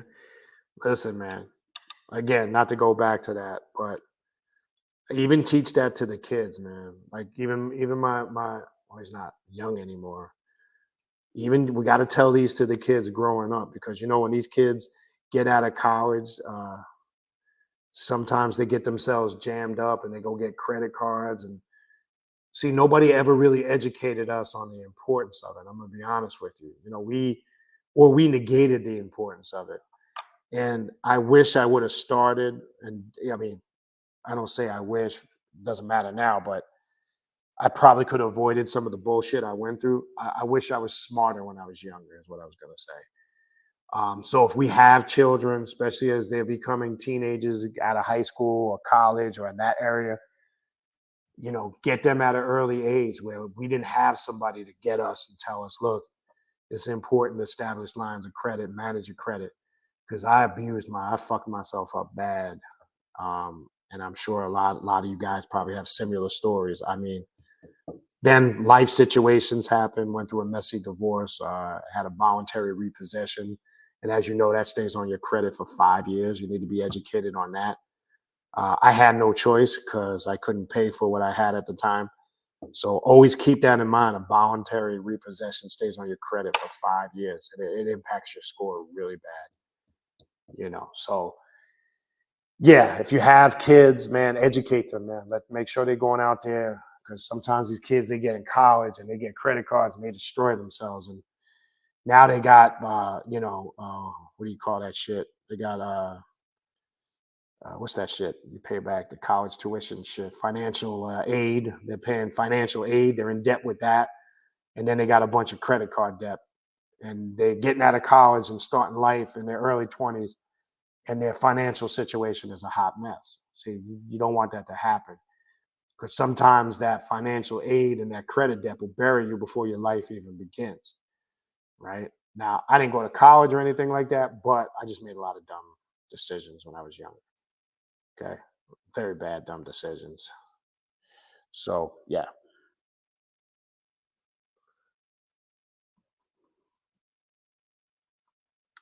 yeah. Sophie is good also.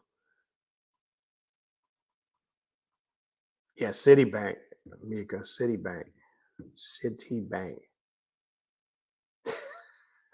No, no, ain't high Florence the maid. It's a bunch of Latino.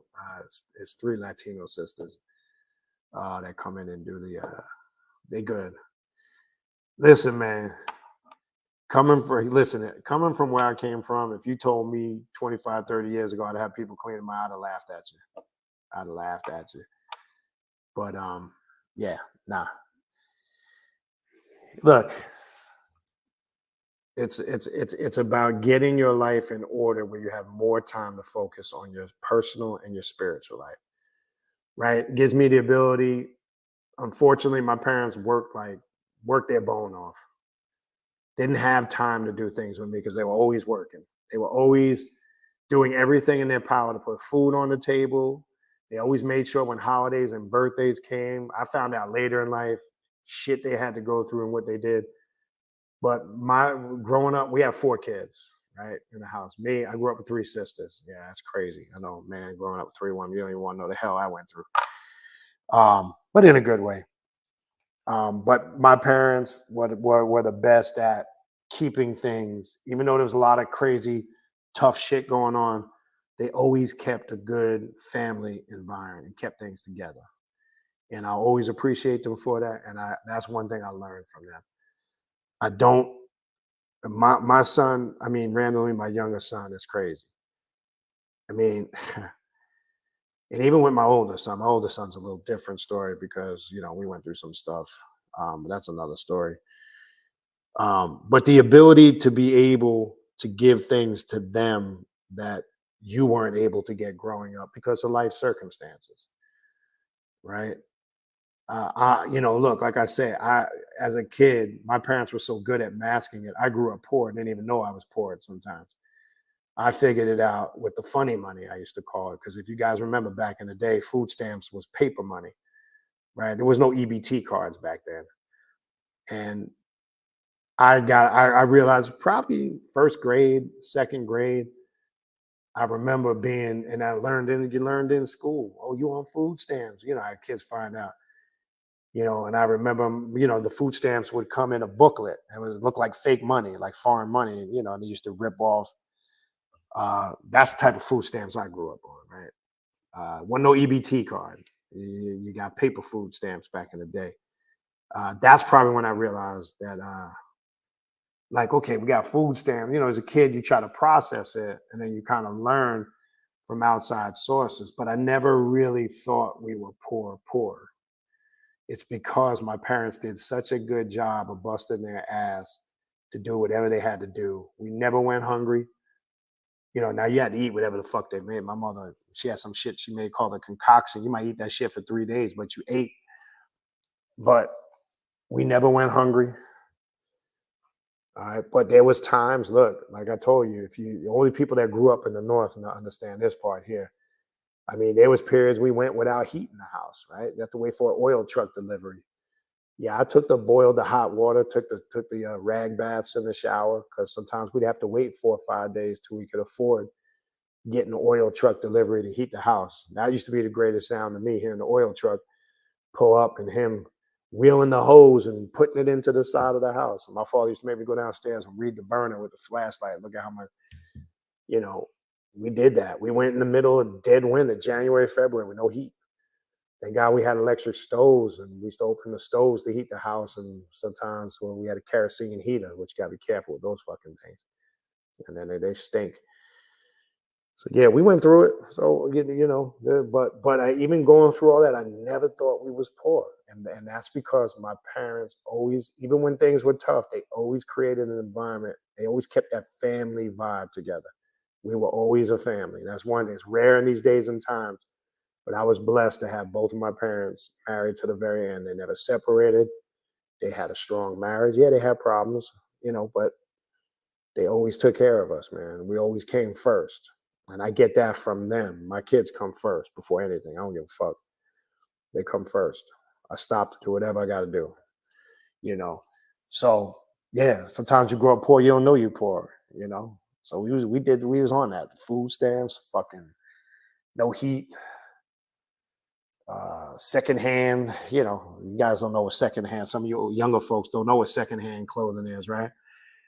Thrift store shit, getting your cousins shit, hand-me-downs. Like, some of you motherfuckers don't know what hand-me-downs are.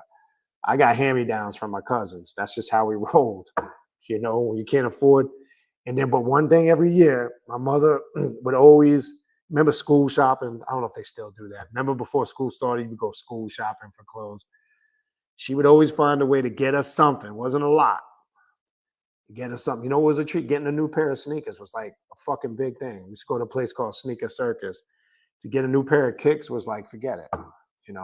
But speeding forward, as soon as I got in high school, that's when I started to be a go-getter. I started to work. I had 3-4 different jobs, newspaper routes, working in the grocery store, getting paid under the table, doing all types of shit. And then that's when I started to develop that independence, because my mother said to me one day when I told you guys about this, I wanted to get the leather bomber that Run DMC was wearing on the Raising Hell cover. And I went down to Jamaica Avenue in New York at the Coliseum, and I found out that jacket was $186. That's a lot of money for 1986. And I asked for help for it. My mother told me she couldn't. She didn't have the money. But your boy hustled the money up because everybody was wearing them. I had to have one. And little things like that teach you certain life lessons that are important, And I didn't have the playing baseball and things of that nature. I didn't have the luxury of my parents weren't able to come to those things because they were working all the time. But anyway, the point is, put yourself in a good situation where you can focus on things like that. That's the important thing. All right. All right. I think we're almost here at the end.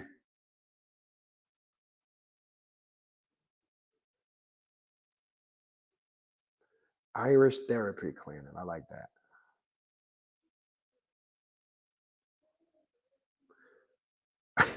Yeah. Surfing the internet. I said, oh, she uses that also. Okay, use it for videotaping. Yeah, that's old school. Talk about the phone. Yeah, man. See. Yeah, so thank you for the donation, William Thomas. Appreciate that, brother.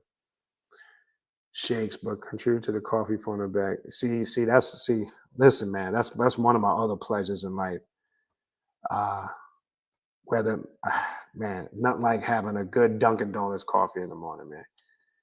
See, little pleasures like that, you savor, man. Like, see, it doesn't take much to please me. I'm an easy person to please. It's little simple pleasures in life.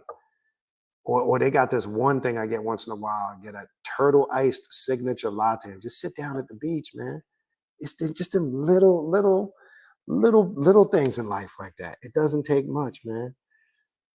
See, that's when you know you're happy. There's some people, no matter what you do, they never fucking happy. You can give them everything in the world. They can have all the money in the world. They're still miserable. That's a whole nother bag of shit to deal with.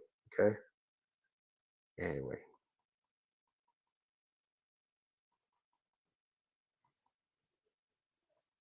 All right. All right. Next to this 66. Thank you for joining the channel. All right. Any books or tips on offensive magic for spiritual warfare? Plenty of them, but that might be a conversation for another time. I'm about to wrap this. There's a lot. I mean, shit. There's one called Satanic Rituals. I can't think of the author. But anyway, I'm getting ready to wrap it up. That's something we will. Send me an email, and I could send you a couple. Early cell phone. Yeah, I'm just kind of breezing through this.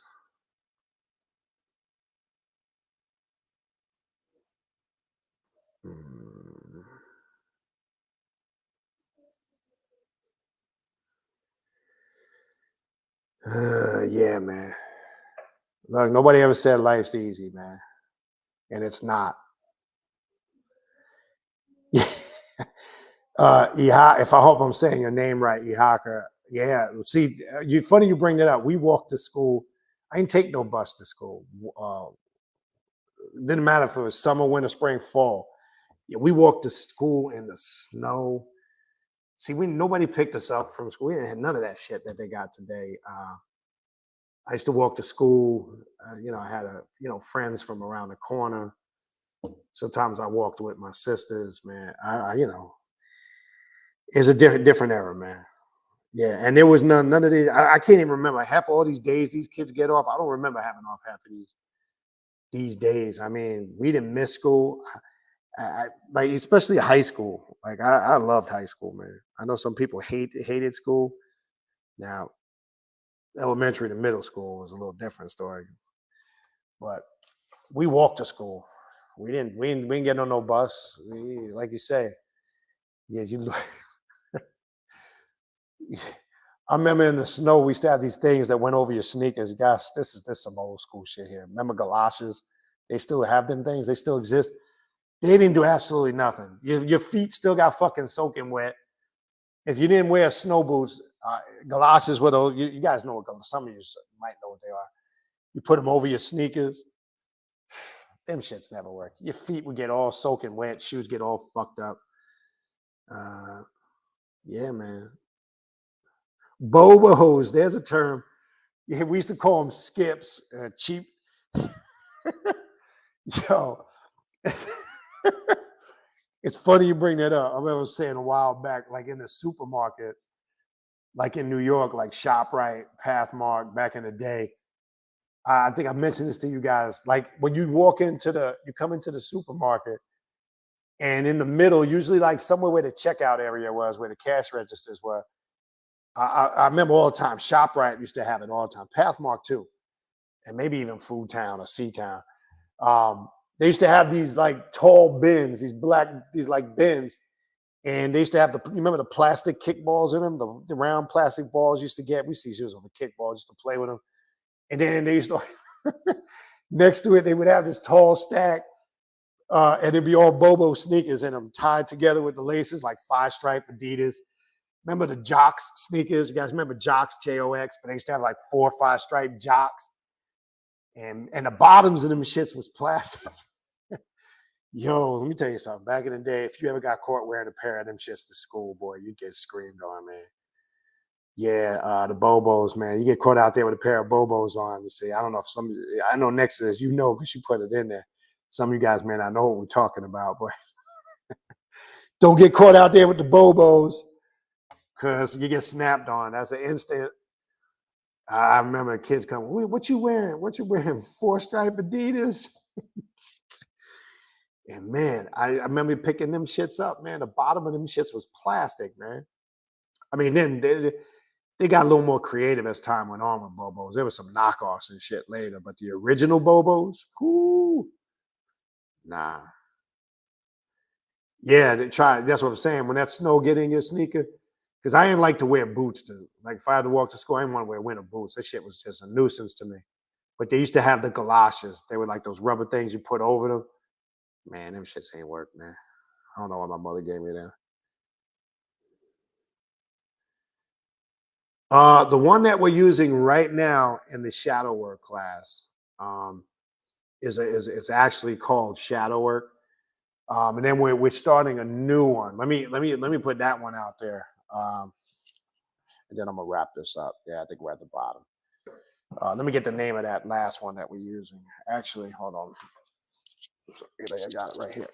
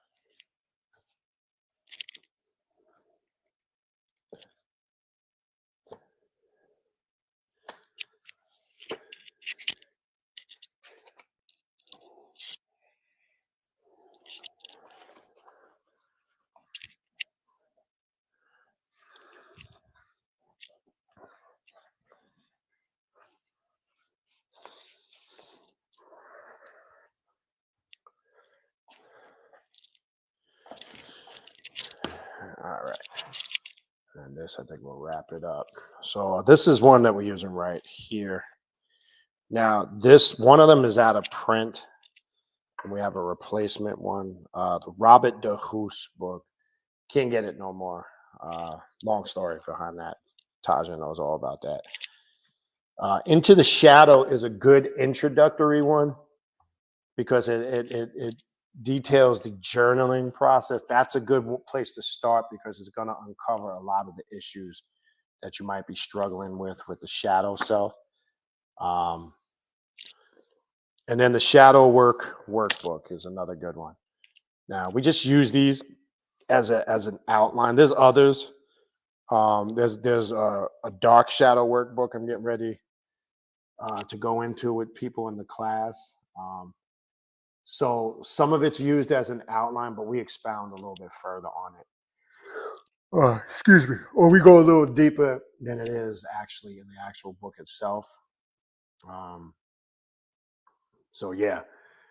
But then what we'll do is I assign a specific deity for that month for individuals to do shadow work for, and so your whole month till the next class is devoted. There's a shadow work ritual geared towards what we are working on in the class. And we've so far up to this point, we've done Kali, we've done Lucifer, Lilith, etc.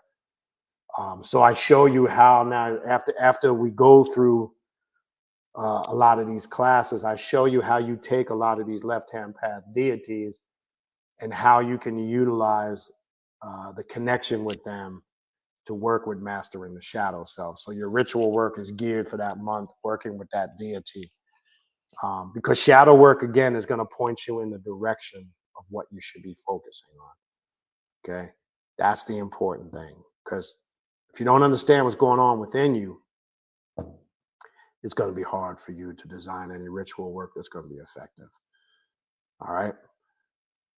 All right.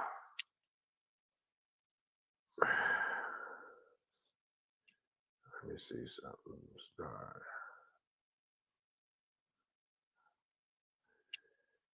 Okay, Xander Promio, thank you for the donation. I just want to acknowledge some of the super chats before I leave. Again, William Thomas, thank you for the donation. And Nexodus 66, thank you for becoming a member and supporter of the channel. Let me go back here. All right, I think that's going to wrap it up. Again, I just want to thank you guys. I appreciate you guys for supporting the channel, the YouTube channel. I appreciate you guys supporting the Patreon page. I would encourage you guys to check out the Patreon page, patreon.com /Baniti, Baniti. Tier 3, that's the official Primordial Chaos page. Next week, we will do a full review on Asenath Mason's new book, The Rites of Lilith. We will go through that book in detail. Nephiliumpress.com, get you a copy for that price. Surprised it is that low compared to some. I think that might be because when she was with Become a Living God, there was probably more overhead, more cost, and there was more people to split it with. But for that price, that's crackhead prices. Hop on that. Definitely get that. So we're going to do that next week. We do have shadow work class number 17 on Saturday. Friday night, for those that are tier 3, which is tomorrow night. For those that are tier 3 Patreon members, 8:15 p.m. Eastern Standard Time, we will be doing a working with Beelzebub, the Lord of Flies, which will deal with a lot of interpersonal transformation. If you did the Asmodeus ritual, okay, similar energy, come right. That's the best thing I can tell you. Come right. And come prepared for change. July will be devoted. It's going to be the month. That's going to be an annual thing now. Moving forward, this will be the 3rd year in a row. July will always be devoted here on Primordial Chaos to Set, the deity Set. We will focus our ritual. Obviously, every July will be focused on the Feast of Set. So yeah. Check out the Patreon page. Go right there at the bottom, patreon.com /Baniti, Baniti. Other than that, I want to thank you guys for all the support. We will talk soon. You guys enjoy the rest of your week. Be safe. Infernal blessings. Stop that.